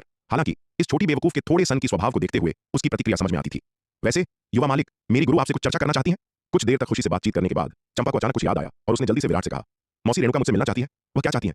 विराट ने जिज्ञासा से पूछा। खैर, मुझे नहीं पता, जाकर उनसे मिलिए और आपको पता चल जाएगा। चंपा ने कहा। ठीक है। विराट ने सिर हिलाया। वह फिर चंपा के पीछे पीछे महारानी रेणुका से मिलने गया। विराट को देखने के बाद दिव्य पवन महल की स्वामिनी रेणुका को उसे वास्तव में सुरक्षित पाकर राहत मिली और इससे भी अधिक उसकी साधना में सुधार हुआ था। हालांकि वह पहले से ही जानती थी कि विराट ठीक है, लेकिन वह उसे व्यक्तिगत रूप से देखे बिना बेचैन महसूस करने से खुद को नहीं रोक पाई। मौसी रेणुका, क्या आपको कुछ चाहिए था? विराट ने दिव्य पवन महल की स्वामिनी को देखते हुए पूछा। हाँ, बात ऐसी है, मैंने सीनियर विदुषी से सुना है कि अब तुम्हारे पास प्राचीन दिव्य धारा मदिरा की कई और खेप हैं। मैं तुमसे चर्चा करना चाहती थी कि क्या तुम मुझे उनमें से 2 खेप दे सकते हो? दिव्य पवन महल की स्वामिनी ने कहा। दक्षिणी महाद्वीप लौटने के बाद एल्डर विदुषी और एल्डर नयना ने उन्हें पाया और चर्चा की कि विराट से प्राचीन दिव्य धारा मदिरा के 2 लौकी का आदान प्रदान कैसे किया जाए। स्वाभाविक रूप से दिव्य पवन महल की स्वामिनी अपने 2 सीनियरों के अनुरोध को अस्वीकार नहीं करेगी। वह तुरंत विराट के साथ इस मामले पर चर्चा करना चाहती थी, लेकिन शार्दुल ने उसे बताया कि विराट अभी भी एकांतवास में है, इसलिए उसने उसे परेशान नहीं किया और चर्चा करने से पहले उसके एकांतवास समाप्त होने तक इंतजार करने का फैसला किया। मौसी रेणुका, जैसा कि आप जानती हैं, इस प्राचीन दिव्य धारा मदिरा को बनाना आसान नहीं है। यह सुनकर विराट के चेहरे पर तुरंत कठिनाई का संकेत दिखाई दिया। ठीक है, मैं इसे मुफ्त में नहीं लूंगी, बस अपनी कीमत बताओ और मैं इसे दिव्य पवन महल के क्षेत्र के भीतर कुछ खनिज खदानों के साथ बदल दूंगी। उनके शब्दों को सुनकर विराट तुरंत समझ गया कि उनका क्या मतलब है और उन्हें थोड़ा चिढ़ भरी नजर से देखा। है, आपकी समझ के लिए धन्यवाद मौसी रेणुका। यह सुनकर विराट हंसा। बिना किसी हिचकिचाहट के उसने तुरंत प्राचीन दिव्य धारा मदिरा के 2 लौकी निकाले और उन्हें दिव्य पवन महल की स्वामिनी को सौंप दिया। खदानों को सौंपने के लिए एल्डर शांति को ढूंढो, वह इसे संभाल लेगी। दिव्य पवन महल की स्वामिनी ने प्राचीन दिव्य धारा मदिरा के 2 लौकी स्वीकार करने के बाद विराट से कहा। समझ गया, विराट ने मुस्कुराते हुए सिर हिलाया। इस तरह की चीज उसके लिए पहले से ही स्वाभाविक थी। एल्डर शांति मूल रूप से दिव्य पवन महल के संसाधन, विनिमय और सौंपने के मामलों की प्रभारी थी। दिव्य पवन महल की स्वामिनी को विदाई देने के बाद विराट ने एल्डर शांति और शालिनी को बुलाया, मामले को समझाया और उन्हें हैंडओवर पूरा करने के लिए कहा। तलवार संप्रदाय को खदानों का एक बड़ा जखीरा हस्तांतरित करने के बाद एल्डर शांति दिव्य पवन महल की स्वामिनी को खोजने गई। महल स्वामिनी, हमारे दिव्य पवन महल के संसाधन कम हो रहे हैं। पिछले 10 वर्षों में तलवार संप्रदाय के साथ लेन देन ने हमारे दिव्य पवन महल के खनिज संसाधनों का 2/3 हिस्सा खपा दिया है। इस दर पर हमारा अनुमान है कि हमारे दिव्य पवन महल के संसाधन ज्यादा समय तक नहीं चलेंगे। एल्डर शांति ने दिव्य पवन महल की स्वामिनी से कहा। एल्डर शांति की बातें सुनकर दिव्य पवन महल की स्वामिनी के चेहरे के भाव थोड़े सख्त हो गए। क्या हमारे दिव्य पवन महल के खनिज संसाधन इतनी जल्दी खत्म हो रहे हैं? दिव्य पवन महल की स्वामिनी ने पूछा। उनका चेहरा कुछ अप्राकृतिक था। दिव्य पवन महल एक प्राचीन संप्रदाय था जिसका इतिहास करोड़ों वर्षों का था, जिसके पास अपने पूर्वजों से विरासत में मिले संसाधनों की एक समृद्ध विरासत थी। यद्यपि प्रत्येक बात की दिव्य पवन महल स्वामिनी ने इन संसाधनों का उपभोग किया, लेकिन उन्होंने लगातार और अधिक संचय भी किया। इसलिए दिव्य पवन महल ने शायद ही कभी अपर्याप्त संसाधनों की स्थिति का अनुभव किया हो। हालांकि अब जब दिव्य पवन महल उन्हें सौंप दिया गया था, तो वे गहरे संचित संसाधन केवल 1 दशक से अधिक समय में 2/3 कम हो गए थे, जिससे दिव्य पवन महल की स्वामिनी को कुछ दोषी महसूस हुआ। ओह, तो क्या हुआ अगर संसाधनों की खपत थोड़ी तेज हो रही है? मुख्य बात हमारे दिव्य पवन महल की ताकत में सुधार करना है। वे खनिज संसाधन सिर्फ कचरे का ढेर हैं यदि उन्हें हमारे दिव्य पवन महल के लिए किसी उपयोगी चीज में नहीं बदला जाता है। शांति, तुम्हें इस बारे में इतना चिंता करने की जरूरत नहीं है। एक बार जब हमारा दिव्य पवन महल 10 या 8 दिव्य विकास लोक विशेषज्ञ तैयार कर लेगा, तो क्या हम अभी भी संसाधन न होने से डरेंगे? एल्डर योगिता ने हाथ हिलाते हुए लापरवाही से कहा। जूनियर सिस्टर योगिता सही कह रही है। शांति, तुम्हें इन चीजों के बारे में बहुत ज्यादा चिंता करने की जरूरत नहीं है। हमारे दिव्य पवन महल की ताकत अब उस समय की तुलना में 10 गुना से अधिक मजबूत है जब यह अपने चरम पर था। तुमने कुछ ऐसा हासिल किया है जो हमारे संस्थापक पूर्वज भी नहीं कर सके। थोड़े से खनिज संसाधनों के बारे में इतना चिंता करने की कोई जरूरत नहीं है। एल्डर विदुषी ने भी बीच में कहा। यह सही है, उन खनिज संसाधनों का उपयोग किया जाना है। उन्हें वहां छोड़ने का क्या मतलब है अगर उनका उपयोग नहीं किया जाना है? मुख्य बात जितनी जल्दी हो सके हमारे दिव्य पवन महल की ताकत में सुधार करना है। जहां तक संसाधनों की खपत का सवाल है, ऐसे तुच्छ मामलों के बारे में बहुत ज्यादा चिंता करने की जरूरत नहीं है। एल्डर नयना ने इस समय कहा। लेकिन क्या होगा अगर हमारे संसाधन खत्म हो जाएं? तब हम क्या करेंगे? महल स्वामिनी रेणुका ने कुछ हिचकिचाहट के साथ कहा। वह छोकरा विराट हमें मुफ्त में कुछ नहीं देगा। वह छोकरा उस तरह का है जो अगर हम उसे बदले में कुछ नहीं दे सकते, तो वह हमें प्राचीन दिव्य धारा मदिरा जैसा खजाना देने को तैयार नहीं हो सकता है। तो क्या हुआ अगर हमें भविष्य में खजाने की जरूरत है, तो हम बस खुद युद्ध के गुण कमा सकते हैं। तलवार संप्रदाय के नियमों के अनुसार ऐसा कुछ भी नहीं है जिसे युद्ध के गुणों के लिए बदला नहीं जा सकता। कोई बात नहीं। एल्डर योगिता ने लापरवाही से हाथ हिलाया और कहा। इसके अलावा वरुण महल का वह कर्ज वसूलने का समय आ गया है जो उन पर हमारा बकाया है। अगर हम वरुण महल का सफाया कर दें, तो यह शायद हमें 2 या 3 और दिव्य विकास लोक विशेषज्ञों की आपूर्ति करने के लिए पर्याप्त होगा। एल्डर योगिता की बातें सुनकर महल स्वामिनी रेणुका की आंखें चमक उठीं। यह सही है, उनके दिव्य पवन महल के संसाधनों का बड़ी मात्रा में उपभोग किया जा रहा है।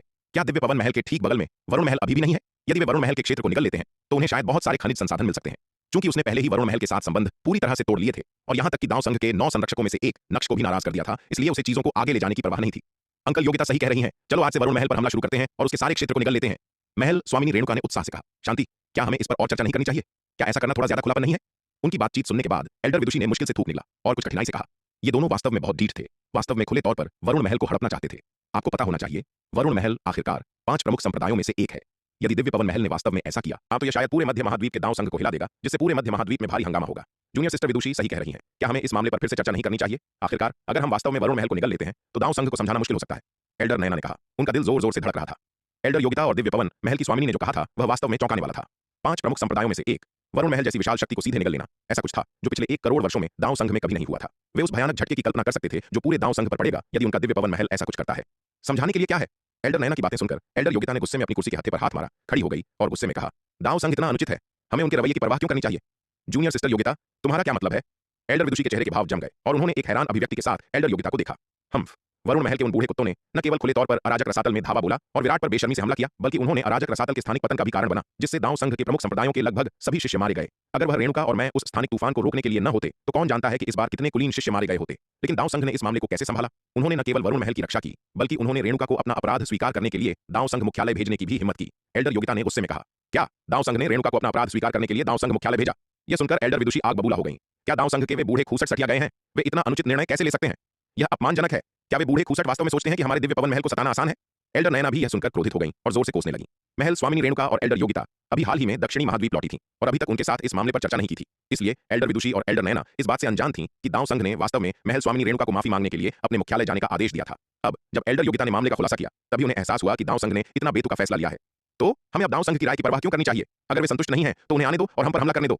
एल्डर योगिता ने नथुने फुलाए। भले ही वे हम पर हमला करने की हिम्मत करें, हम उनसे डरने वाले नहीं हैं। एल्डर योगिता ने वास्तविक आत्मविश्वास के साथ बात की। दिव्य पवन महल की विकास की वर्तमान दर के साथ लगभग 10 वर्षों में यह संभवतः 3 प्राचीन कुलीन परिवारों जैसी ताकतों के बराबर होगा। विकास के लिए पर्याप्त समय दिया जाए तो उन्हें पूरा भरोसा था कि वे पूरे दांव संघ को टक्कर दे सकते हैं। उसने यह मानने से इनकार कर दिया कि दांव संघ वास्तव में दिव्य पवन महल के साथ संबंध तोड़ लेगा। नक्श और उसका कायर आत्मसमर्पण गुट दिव्य पवन महल को अपनी आंख का कांटा मान सकता है, लेकिन दिवाकर और दांव संघ का अन्य युद्ध समर्थक गुट इतना मूर्ख नहीं होगा। क्योंकि ऐसी बात है तो अब संकोच करने की कोई आवश्यकता नहीं है। चलो कल से वरुण महल पर हमला शुरू करते हैं। एल्डर विदुषी ने ठंडे स्वर में कहा। इस मामले पर दांव संघ के फैसले ने उन्हें पूरी तरह से नाराज कर दिया था। क्योंकि दांव संघ न्याय नहीं करेगा तो दिव्य पवन महल खुद न्याय की मांग करेगा। इस मामले को संभालने के लिए सीनियर अंकल विदुषी और सीनियर अंकल नयना की आवश्यकता नहीं है। सीनियर अंकल विदुषी और सीनियर अंकल नयना का सबसे महत्वपूर्ण कार्य अभी एकांतवास में जाना और दिव्य विकास लोक को तोड़ना है। यदि सीनियर अंकल विदुषी और सीनियर अंकल नयना भी दिव्य विकास लोक को तोड़ते हैं तो हमारे पास दिव्य पवन महल के खिलाफ दांव संघ के अन्यायपूर्ण फैसले का विरोध करने के लिए अधिक आत्मविश्वास होगा। दिव्य पवन महल की स्वामिनी ने कहा, यह सही है सीनियर सिस्टर विदुषी, सीनियर सिस्टर नयना, आपको इतने छोटे मामले में शामिल होने की जरूरत नहीं है। इसे मुझ पर और रेणुका पर छोड़ दो। एल्डर योगिता ने अपनी छाती थपथपाई और कहा, वास्तव में आप दोनों को वरुण महल को नष्ट करने के लिए व्यक्तिगत रूप से कार्रवाई करने की आवश्यकता नहीं है। बस दिव्य पवन महल के आरोहण लोक से नीचे के शिष्यों को इसे संभालने दें। 1 साल पहले वरुण महल के वे आरोहण लोक के बुजुर्ग सूर्यवीर के प्रतिशोध के डर से पहले ही भाग चुके थे। अब केवल आरोहण लोक से नीचे के शिष्य ही वरुण महल संप्रदाय में रह गए हैं। यहाँ तक कि मुख्य शिष्य भी संप्रदाय से भाग गए हैं, युमेश शाही शहर या अन्य स्थानों पर छिपे हुए हैं। वरुण महल संप्रदाय में वास्तव में रहने वाले शिष्य केवल कुछ मामूली योद्धा हैं जो कुछ मामलों का प्रबंधन करने के लिए रह गए हैं। एल्डर विदुषी ने मुस्कुराते हुए कहा, यह सही है। वास्तव में अब हमें वरुण महल को नष्ट करने के लिए ज्यादा प्रयास करने की जरूरत नहीं है। वरुण महल के योद्धाओं में विरोध करने की हिम्मत ही नहीं है। एल्डर नयना ने सहमति में सिर हिलाया। एल्डर विदुषी और एल्डर नयना की बातें सुनकर दिव्य पवन महल की स्वामिनी और एल्डर योगिता कुछ हैरान हुई। उन्हें उम्मीद नहीं थी कि वरुण महल इतना कायर होगा जो केवल सूर्यवीर के प्रतिशोध के डर से सभी दिशाओं में बिखर जाएगा। क्योंकि ऐसी बात है तो चंपा को दिव्य पवन महल के शिष्यों का नेतृत्व करके वरुण महल के क्षेत्र पर कब्जा करने दें। दिव्य पवन महल की स्वामिनी ने सिर हिलाया और कहा, वरुण महल में वर्तमान में एक भी आरोहण लोक का योद्धा नहीं था, इसलिए वास्तव में उन्हें हस्तक्षेप करने की कोई आवश्यकता नहीं थी। आरोहण लोक से नीचे के दिव्य पवन महल के शिष्य आसानी से वरुण महल के पूरे क्षेत्र पर कब्जा कर सकते थे। इसलिए दिव्य पवन महल की स्वामिनी ने तुरंत आदेश जारी किया। चंपा को वरुण महल के क्षेत्र पर कब्जा करने के लिए आरोहण लोक से नीचे के दिव्य पवन महल के शिष्यों का नेतृत्व करने का निर्देश दिया। दिव्य पवन महल की स्वामिनी द्वारा चंपा को व्यक्तिगत रूप से ऑपरेशन का नेतृत्व करने का मुख्य कारण विराट को दिव्य पवन महल से क्षेत्र छीनने की कोशिश करने से रोकना था। यदि वरुण महल के क्षेत्र दिव्य पवन महल के हाथों में आते हैं तो वे दिव्य पवन महल की संपत्ति बन जाएंगे। दिव्य पवन महल तब उन क्षेत्रों के संसाधनों का उपयोग तलवार संप्रदाय के साथ साधना के संसाधनों के आदान प्रदान के लिए कर सकता है। हालांकि यदि वे तलवार संप्रदाय के हाथों में आते हैं तो दिव्य पवन महल के पास कोई मौका नहीं होगा। यदि वह वरुण महल में इन क्षेत्रों पर कब्जे का नेतृत्व करने के लिए दूसरों को भेजती है तो विराट निश्चित रूप से दिव्य पवन महल को कार्रवाई करते हुए देखकर खुद को रोक नहीं पाएगा और कार्रवाई करने के लिए तलवार संप्रदाय के विशेषज्ञों को भी भेजेगा। मजबूत व्यक्तियों की संख्या के मामले में दिव्य पवन महल तलवार संप्रदाय से कई गुना अधिक मजबूत है, लेकिन योद्धाओं की संख्या के मामले में दिव्य पवन महल तलवार संप्रदाय से बहुत पीछे है। तलवार संप्रदाय के पास वर्तमान में 12 करोड़ लोगों की सेना है। यदि विराट वरुण महल के क्षेत्रों पर कब्जा करने के लिए तलवार संप्रदाय की सेना भेजता है तो अंत में क्षेत्र का आधे से भी कम हिस्सा दिव्य पवन महल के हाथों में आने की संभावना है। दिव्य पवन महल की स्वामिनी कीमती क्षेत्र का इतना बड़ा टुकड़ा छोड़ने को तैयार नहीं थी। इसके अलावा वह नहीं चाहती थी कि उसे अन्य योद्धाओं की तरह काम करना पड़े। भविष्य में साधना के संसाधनों की आवश्यकता होने पर कड़ी मेहनत से युद्ध के गुण अर्जित करना पड़े। यह उसके कद के किसी व्यक्ति के लिए अविश्वसनीय रूप से अपमानजनक होगा। स्वाभाविक रूप से दिव्य पवन महल की हरकतें विराट की नजर से नहीं बच सकी। जब उसे पता चला कि दिव्य पवन महल वरुण महल के क्षेत्र पर हमला करने और उस पर कब्जा करने जा रहा है तो विराट को स्वाभाविक रूप से बहुत दिलचस्पी थी। आखिरकार वरुण महल के अधिकार क्षेत्र के तहत क्षेत्र पूरे 500 खरब मील एक विशाल क्षेत्र में फैला हुआ था। यदि वे इस ऑपरेशन में लूट का एक हिस्सा प्राप्त कर सकते तो तलवार संप्रदाय भी एक भाग्य बना सकता था। हालांकि जब विराट को पता चला कि दिव्य पवन महल के ऑपरेशन का नेतृत्व चंपा कर रही है तो वह तुरंत हिचकिचाने लगा। वह आसानी से दूसरों से क्षेत्र छीन सकता था, लेकिन चंपा के साथ क्षेत्र के लिए प्रतिस्पर्धा करना कुछ ऐसा था जिसे करने के लिए वह खुद को तैयार नहीं कर सकता था। काफी हिचकिचाहट के बाद विराट ने अंततः तलवार संप्रदाय को शामिल करने की अपनी योजना को छोड़ दिया। यह कहना होगा कि दिव्य पवन महल की स्वामिनी की चाल ने वास्तव में विराट को एक मजबूत पकड़ दी। दक्षिणी महाद्वीप तलवार संकल्प अभ्यास व्यूह से सुसज्जित एक साधना कक्ष धीरे धीरे खुला और दामिनी उसमें से बाहर निकली। साधना के लिए तलवार संकल्प अभ्यास व्यूह के लाभों का अनुभव करने के बाद दामिनी अक्सर इसका उपयोग करने के लिए साधना कक्ष में आती थी। व्यूह द्वारा बार बार तपाने से उसकी मार्शल आर्ट नींव अविश्वसनीय रूप से ठोस हो गई और उसकी ताकत काफी बढ़ गई। अपनी वर्तमान ताकत के साथ वह पृथ्वी रैंकिंग के शीर्ष 5 विशेषज्ञों को टक्कर देने में पूरी तरह सक्षम थी। हालांकि तलवार संकल्प अभ्यास व्यूह से सुसज्जित इस साधना कक्ष का उपयोग करने के लिए काफी मात्रा में युद्ध के गुणों की आवश्यकता थी। शुरुआत में उसके पास बहुत अधिक युद्ध गुण नहीं थे और अब साधना की इस अवधि के बाद उसके सभी संचित गुण पूरी तरह से समाप्त हो गए थे। इस कमरे में साधना जारी रखने के लिए उसे और अधिक युद्ध गुण अर्जित करने थे। साधना कक्ष छोड़ने के बाद दामिनी राजस्व विभाग के मुख्य हॉल की ओर बढ़ी। जब दामिनी राजस्व विभाग हॉल में पहुंची तो उसने दिव्य पवन महल के शिष्यों के एक समूह को जल्दबाजी में हॉल से बाहर निकलते देखा। जल्दी करो, युवा महल स्वामिनी वरुण महल पर हमला करने के लिए एक समूह का नेतृत्व कर रही है। हमें जल्दी से साइन अप करने की जरूरत है। हाँ, हमें जल्दी करना होगा, अन्यथा यदि युवा महल स्वामिनी ने पहले से ही पर्याप्त पुरुषों की भर्ती कर ली है तो हम इस जीवन में एक बार आने वाले अवसर को चूक जाएंगे। लानत है, मैं सदियों से वरुण महल को नीचे गिराना चाहता था। आज महल स्वामिनी ने आखिरकार हमला करने का आदेश दिया। मैं दशकों से इस दिन का इंतजार कर रहा हूँ। यह सही है, हमने वरुण महल के हाथों बहुत अधिक अपमान सहा है। आज आखिरकार हिसाब बराबर करने का समय आ गया है। मुझे आश्चर्य है कि हमें इस बार कितने गुण मिलेंगे, ये देखते हुए कि यह तलवार संप्रदाय द्वारा पेश किया गया मिशन नहीं है। तुम छोटे बच्चे, तुम इस तरह की स्थिति में गुणों के बारे में क्यों सोच रहे हो? जब तक मैं अपना गुस्सा निकाल सकता हूँ, गुण गौण है। सीनियर सिस्टर तन सही कह रही हैं। इस बार मुख्य बात अपना गुस्सा निकालना है, गुण गौण है। दिव्य पवन महल के शिष्यों के बीच चर्चा सुनकर दामिनी हैरान रह गई। उसने जल्दी से उनमें से एक को पकड़ा और पूछा, साथी दांववादी, आप किस बारे में बात कर रहे थे? वरुण महल पर कैसा हमला? ओह, साथी दांववादी दामिनी, आप अभी तक नहीं जानती। हमारी महल स्वामिनी ने हिसाब चुकता करने के लिए वरुण महल पर हमले का आदेश दिया है और वरुण महल के सभी क्षेत्रों को हमारे दिव्य पवन महल के डोमेन में शामिल करने के लिए कहा है। शिष्य ने उत्तर दिया। दामिनी भी तलवार संप्रदाय की सदस्य थी, इसलिए ऐसे मामलों को छिपाने का कोई मतलब नहीं था। यह सुनकर दामिनी का दिल उत्साह से भर गया। उसने जल्दी से पूछा, क्या मैं भी इसमें भाग ले सकती हूँ? मुझे गुण नहीं चाहिए, मुझे कुछ नहीं चाहिए, मैं बस एक साथ वरुण महल पर हमला करना चाहती हूँ। वरुण महल और अमृत वर्षा आश्रम का गहरा झगड़ा है। उसके पूर्वज बैंगनी तलवार स्वामी को वरुण महल के भगवान लोकेश ने मार डाला था। उसने मूल रूप से बदला लेने के लिए पर्याप्त मजबूत होने तक इंतजार करने की योजना बनाई थी, लेकिन उसे कभी उम्मीद नहीं थी कि यह अवसर इतनी जल्दी आ जाएगा। मैं यह निर्णय नहीं ले सकता, आपको हमारी युवा महल स्वामिनी से पूछना चाहिए, दिव्य पवन महल के शिष्य ने कहा। ठीक है, क्या मैं आपके साथ यात्रा कर सकती हूँ? दामिनी ने आशावादी होकर पूछा। कोई बात नहीं, तो हमारे साथ आओ। युवा महल स्वामिनी वर्तमान में कल्याणपुर में है। दिव्य पवन महल के सभी शिष्यों को इकट्ठा कर रही है। हमारे साथ कल्याणपुर आओ, दिव्य पवन महल के शिष्य ने आसानी से कहा। यह बात कोई रहस्य नहीं थी, कुछ भी छिपाने की जरूरत नहीं थी। तो दामिनी दिव्य पवन महल के शिष्यों के समूह के पीछे चली और दक्षिणी महाद्वीप में टेलीपोर्टेशन व्यूह के माध्यम से कल्याणपुर की यात्रा की। कल्याणपुर पहुंचने पर दामिनी ने चंपा को पाया और अपना उद्देश्य समझाया। बहन दामिनी, आप हमारे दिव्य पवन महल की शिष्या नहीं है। यदि आप इस ऑपरेशन में भाग लेती हैं तो आपको आवश्यक रूप से कोई भी गुण अंक नहीं मिल सकते हैं। दामिनी की बातें सुनने के बाद चंपा ने झिझकते हुए कहा, युवा महल स्वामिनी, मुझे गुण अंक नहीं चाहिए। मैं केवल इस ऑपरेशन में भाग लेने के लिए कहती हूँ। मैं केवल बदला लेना चाहती हूँ, कृपया मुझे अनुमति दें। दामिनी ने एक विनती भरे भाव के साथ चंपा को देखते हुए कहा। ओह, अगर बहन दामिनी को गुण अंक नहीं चाहिए तो आप हमारे साथ आ सकती हैं। चंपा ने एक पल के लिए सोचा और अंत में सहमत हो गई। वह गुण अंकों को नियंत्रित नहीं कर सकती थी, लेकिन चूंकि दामिनी उन्हें नहीं चाहती थी, इसलिए कोई समस्या नहीं थी। ज्यादा से ज्यादा वह बाद में दामिनी को मुआवजा देने के लिए अपने कब्जे से कुछ खजाने का उपयोग कर सकती थी। उसके पास बहुत सारे खजाने थे, कुछ उच्च स्तरीय जादुई हथियार और गोलियां निकालना कोई समस्या नहीं होगी। धन्यवाद युवा महल स्वामिनी। यह सुनकर दामिनी बहुत खुश हुई। उसने चंपा को नमन किया और उसे धन्यवाद दिया। हम सब एक ही पक्ष में हैं बहन दामिनी, इतना विनम्र होने की कोई जरूरत नहीं है, चंपा ने मुस्कुराते हुए कहा। कल्याणपुर में चंपा ने 2 या 3 दिनों तक इंतजार किया, जब तक कि बड़ी संख्या में दिव्य पवन महल के शिष्य एकत्र नहीं हो गए। फिर उसने आदेश दिया, प्रस्थान। इस प्रकार दिव्य पवन महल के शिष्यों ने वरुण महल के क्षेत्र की ओर एक शक्तिशाली बल में मार्च किया। वरुण महल के उच्च श्रेणी के योद्धा बहुत पहले ही पता नहीं कहां भाग गए थे। वरुण महल के क्षेत्र में शेष शिष्य सभी मामूली गुर्गे थे। जब उन्होंने दिव्य पवन महल के शिष्यों को आते देखा तो उन्होंने विरोध करने की हिम्मत भी नहीं की और सभी दिशाओं में बिखर गए, अपनी जान बचाने के लिए भाग गए।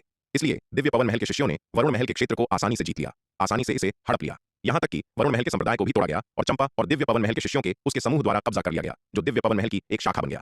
चंपा और उसके दिव्य पवन महल के शिष्यों ने वरुण महल के महत्वपूर्ण स्थानों को पूरी तरह से लूट लिया, जिसमें शास्त्र भंडार, औषधि भवन और खजाना भवन शामिल थे, जिससे भारी मुनाफा हुआ। हालांकि जनार्दन और वरुण महल के अन्य उच्च रैंकिंग सदस्य जाते समय अपने साथ सबसे महत्वपूर्ण खजाने ले गए थे, फिर भी उन्होंने कई कीमती सामान पीछे छोड़ दिए। आखिरकार उन्हें कभी उम्मीद नहीं थी कि दिव्य पवन महल इतनी हद तक जाएगा, सीधे उनके वरुण महल के पहाड़ी द्वार को जब्त कर लेगा। यह कार्रवाई पूरी तरह से अपमानजनक थी। खुले तौर पर दांव संघ के नियमों की धज्जियां उड़ा रही थीं, इसलिए जाने से पहले उन्होंने सभी खजाने नहीं लिए। दांव संघ द्वारा मामले में मध्यस्थता करने के बाद वरुण महल लौटने का इरादा रखते हुए कौन सोच सकता था कि उनके जाने से दिव्य पवन महल सीधे उनके गढ़ को नष्ट कर देगा। जब लोकेश को यह खबर मिली तो वह इतना क्रोधित हुआ कि उसके मुंह से खून निकल आया। यह अपमानजनक है, अपमानजनक। रेणुका, कसम खाता हूं कि मैं तुम्हें कभी माफ नहीं करूंगा, तुम नीच औरत। लोकेश दहाड़ा, उसका चेहरा गुस्से से विकृत हो गया। इसकी स्थापना के बाद से करोड़ों वर्षों में वरुण महल ने कभी ऐसा कुछ अनुभव नहीं किया था। अपने सबसे नाजुक क्षणों में भी वरुण महल ने कभी अपने द्वारों को टूटा हुआ और अपने गढ़ को मिटा हुआ नहीं देखा था। दिव्य पवन महल की हरकतों ने वरुण महल को हंसी का पात्र बना दिया था, जिससे उसे अधिपति को अकल्पनीय अपमान सहना पड़ा। यदि इस मामले को ठीक से नहीं संभाला गया तो लोकेश वरुण महल का अंतिम अधिपति बन जाएगा, हर समय के लिए एक पापी। क्रोधित होकर लोकेश शिकायत करने के लिए दांव संघ के उच्च अधिकारियों के पास गया। हालांकि नक्श पहले ही जफर, जयंत और शेखर के साथ दांव संघ मुख्यालय छोड़ चुका था। रणविजय अब प्रभारी था। जब लोकेश ने शिकायत की तो रणविजय ने उसे बस कुछ अनमने शब्द दिए, यह कहते हुए कि वह रेणुका की निंदा करने के लिए एक संदेश भेजेगा, और फिर उसे भेज दिया। लेकिन लोकेश के जाने के बाद रणविजय ने मामले को पूरी तरह से नजरअंदाज कर दिया। जहां तक सार्वजनिक रूप से रेणुका की निंदा करने की बात है, वह क्या सोच रहा था? वह केवल लोकेश के लिए एक अनमनी प्रतिक्रिया थी। वह वास्तव में ऐसा कभी नहीं करेगा। सच कहूं तो रणविजय चाहता था कि वरुण महल एक शक्तिशाली संप्रदाय जल्द से जल्द गायब हो जाए। दांव संघ और मानव जाति के लिए वरुण महल का अस्तित्व पूरी तरह से बेकार था। इसके विपरीत यह उन पर एक कैंसर था। गुप्त रूप से रणविजय ने दिव्य पवन महल की हरकतों की सराहना की, क्योंकि दिव्य पवन महल ने वह किया था जो वह रणविजय करना चाहता था लेकिन नहीं कर सकता था। लोकेश ने खून से लाल आंखों के साथ दांव संघ के परिषद हॉल को छोड़ दिया। अपने निवास पर वापस उसने नक्श से संपर्क किया और घटनाओं को सुनाया। जहां तक रणविजय के पिछले बयान की बात है, लोकेश कैसे नहीं देख सकता था कि रणविजय उसे केवल बहला रहा था। लोकेश का संदेश मिलने पर नक्श क्रोधित हो गया। दांव संघ की अवहेलना करने के लिए रेणुका को कोसने लगा। उसने दिव्य पवन महल पहुंचने पर उसे पकड़ने और कड़ी सजा देने की कसम खाई। अपने गुस्से में नक्श ने वज्र विमान को उसकी सीमा तक धकेल दिया। अपनी पूरी ताकत के साथ मध्य महाद्वीप के दक्षिणी भाग की ओर उड़ चला। दिव्य पवन महल की हरकतों के बाद वरुण महल का क्षेत्र पूरी तरह से हड़प लिया गया था। हालांकि यद्यपि वरुण महल का क्षेत्र कब्जा कर लिया गया था, लेकिन इसके उच्च रैंकिंग अधिकारी और मुख्य शिष्य सभी पहले ही भाग चुके थे और शेष शिष्य भी खबर मिलने पर भाग गए।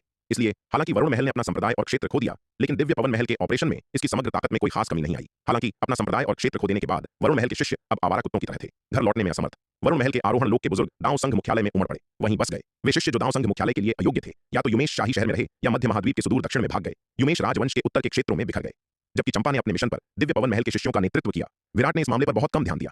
दिव्य पवन महल की वर्तमान ताकत के साथ केवल एक वरुण महल को कुचलना एक चींटी को कुचलने जितना आसान था। परिणाम काफी हद तक अनुमानित था। हालांकि विराट वरुण महल के क्षेत्र से कुछ हद तक ईर्ष्यालु था, लेकिन उसने इसे कोई बड़ी चिंता नहीं माना। उसका अब सबसे महत्वपूर्ण कार्य यह विचार करना था कि शून्य समाधि गुप्त क्षेत्र को ठीक से कैसे प्रबंधित किया जाए। शून्य समाधि गुप्त क्षेत्र की तुलना में वरुण महल का छोटा क्षेत्र नगण्य था। भले ही वरुण महल के भीतर सभी खनिज संसाधनों को मिला दिया जाए, उनका मूल्य मुश्किल से 1 या 2 जन्मजात जादुई खजाने के बराबर होगा। हालांकि पूरा शून्य समाधि गुप्त क्षेत्र वास्तव में एक विशाल खजाना था। इस समय विराट गिरीश के साथ अपने समझौते के बारे में सोचने से खुद को नहीं रोक सका। जब से वे अलग हुए थे तब से लगभग 2 साल हो चुके थे और वापस जाने और एक व्यापारिक सौदे पर चर्चा करने का समय आ गया था। हालांकि शून्य समाधि गुप्त क्षेत्र में प्रवेश करने से पहले विराट ने सबसे पहले एल्डर योगिता को खोजा और उसे अपने साथ चलने के लिए कहा। हालांकि गिरीश शायद उसके प्रति कोई बुरा इरादा नहीं रखेगा, लेकिन सतर्क रहना हमेशा बुद्धिमानी थी। एक बार जब व्यापार एक निश्चित पैमाने पर पहुंच गया तो यह गारंटी देना मुश्किल था कि क्या हो सकता है। इसलिए उसे व्यवस्था बनाए रखने में मदद करने के लिए एक शक्तिशाली व्यक्ति की आवश्यकता थी। उसके पिता वर्तमान में स्वर्गीय लोक में तलवार अभ्यास में तल्लीन थे और विराट उन्हें परेशान नहीं करना चाहता था। दिव्य पवन महल की स्वामिनी भी एक बुजुर्ग थी, इसलिए उन्हें इधर उधर आदेश देना उचित नहीं था। केवल एल्डर योगिता के साथ ही विराट बिना किसी दबाव के उसे आदेश दे सकता था। आखिरकार एल्डर योगिता उसकी शीर्ष गुर्गे बनने के लिए दृढ़ थी, इसलिए अपने गुर्गों को आदेश देना स्वाभाविक था। विराट का उद्देश्य सुनने पर एल्डर योगिता बिना किसी हिचकिचाहट के आसानी से सहमत हो गई। विराट की शीर्ष गुर्गी बनने के लिए दृढ़ संकल्पित व्यक्ति के लिए बिना शर्त उसके आदेशों का पालन करना निश्चित रूप से दिया गया था।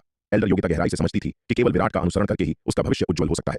उसे अभी देखो, वह पहले से ही कई वर्षों से एक दिव्य विकास लोक विशेषज्ञ थी, जबकि सीनियर सिस्टर विदुषी और सीनियर सिस्टर नयना, जो मूल रूप से उससे अधिक मजबूत थीं, अभी भी दिव्य विकास लोक को तोड़ने के लिए प्रयास कर रही थीं। यही अंतर था। विराट भी एल्डर योगिता के रवैये से बहुत संतुष्ट था। एक दिव्य विकास लोक के गुर्गे का उसके पीछे होना चीजों को बहुत आसान बना देता था। इसलिए विराट फिर एल्डर योगिता को एक टेलीपोर्टेशन व्यूह के माध्यम से शून्य समाधि गुप्त क्षेत्र के बैंगनी तलवार संप्रदाय के खंडहरों में ले गया और फिर सम्राट स्तर की 13वीं मोहर की ओर उड़ गया।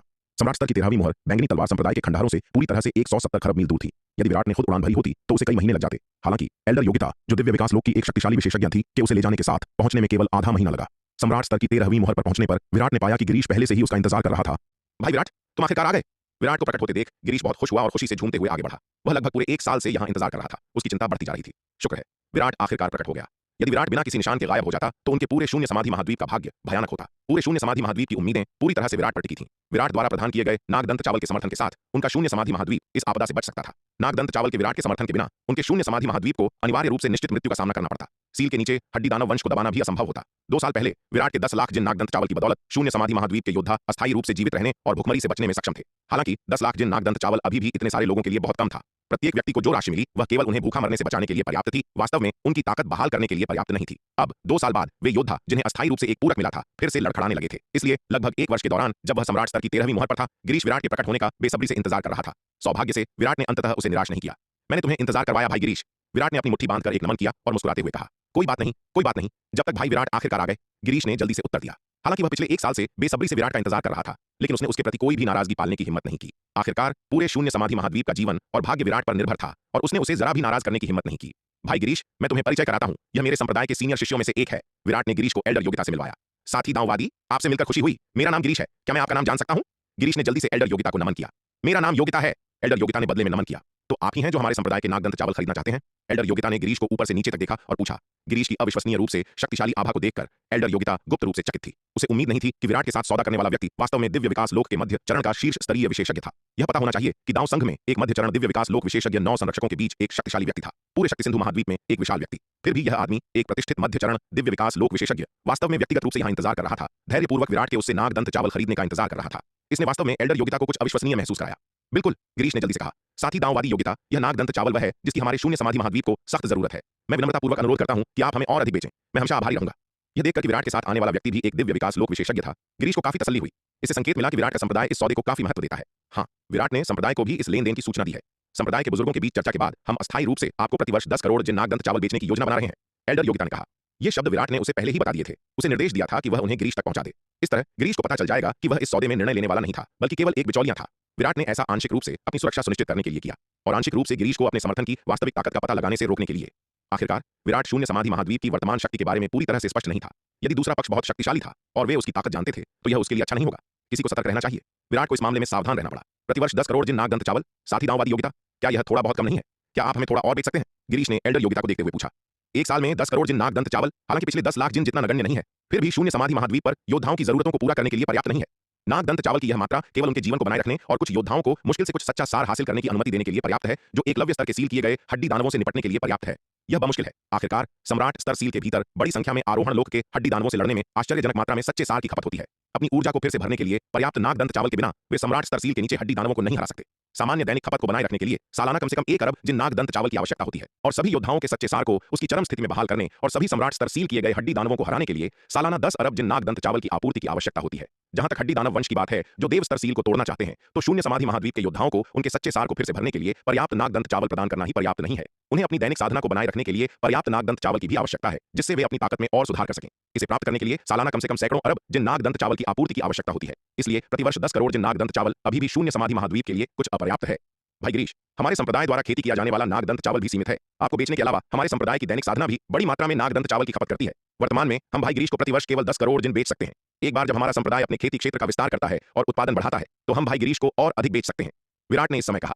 वर्तमान में वह गिरीश के बारे में ज्यादा नहीं जानता है, इसलिए वह अप्रत्याशित परिस्थितियों से बचने के लिए एक बार में बहुत अधिक व्यापार नहीं कर सकता है। इसके अलावा इस बार उसने पाया कि गिरीश की साधना वास्तव में एक दायरे को तोड़ चुकी है, जो दिव्य विकास लोक के मध्य चरण तक पहुंच गई है। उस स्थिति में उसकी सहायक एल्डर योग्यता, जिसे वह अपने साथ लाया था, गिरीश का मुकाबला नहीं थी। गिरीश के साथ वास्तव में महत्वपूर्ण सौदा करने के लिए एल्डर योग्यता की ताकत में कम से कम थोड़ा सुधार करने की आवश्यकता होगी, जो गिरीश से बहुत पीछे न हो।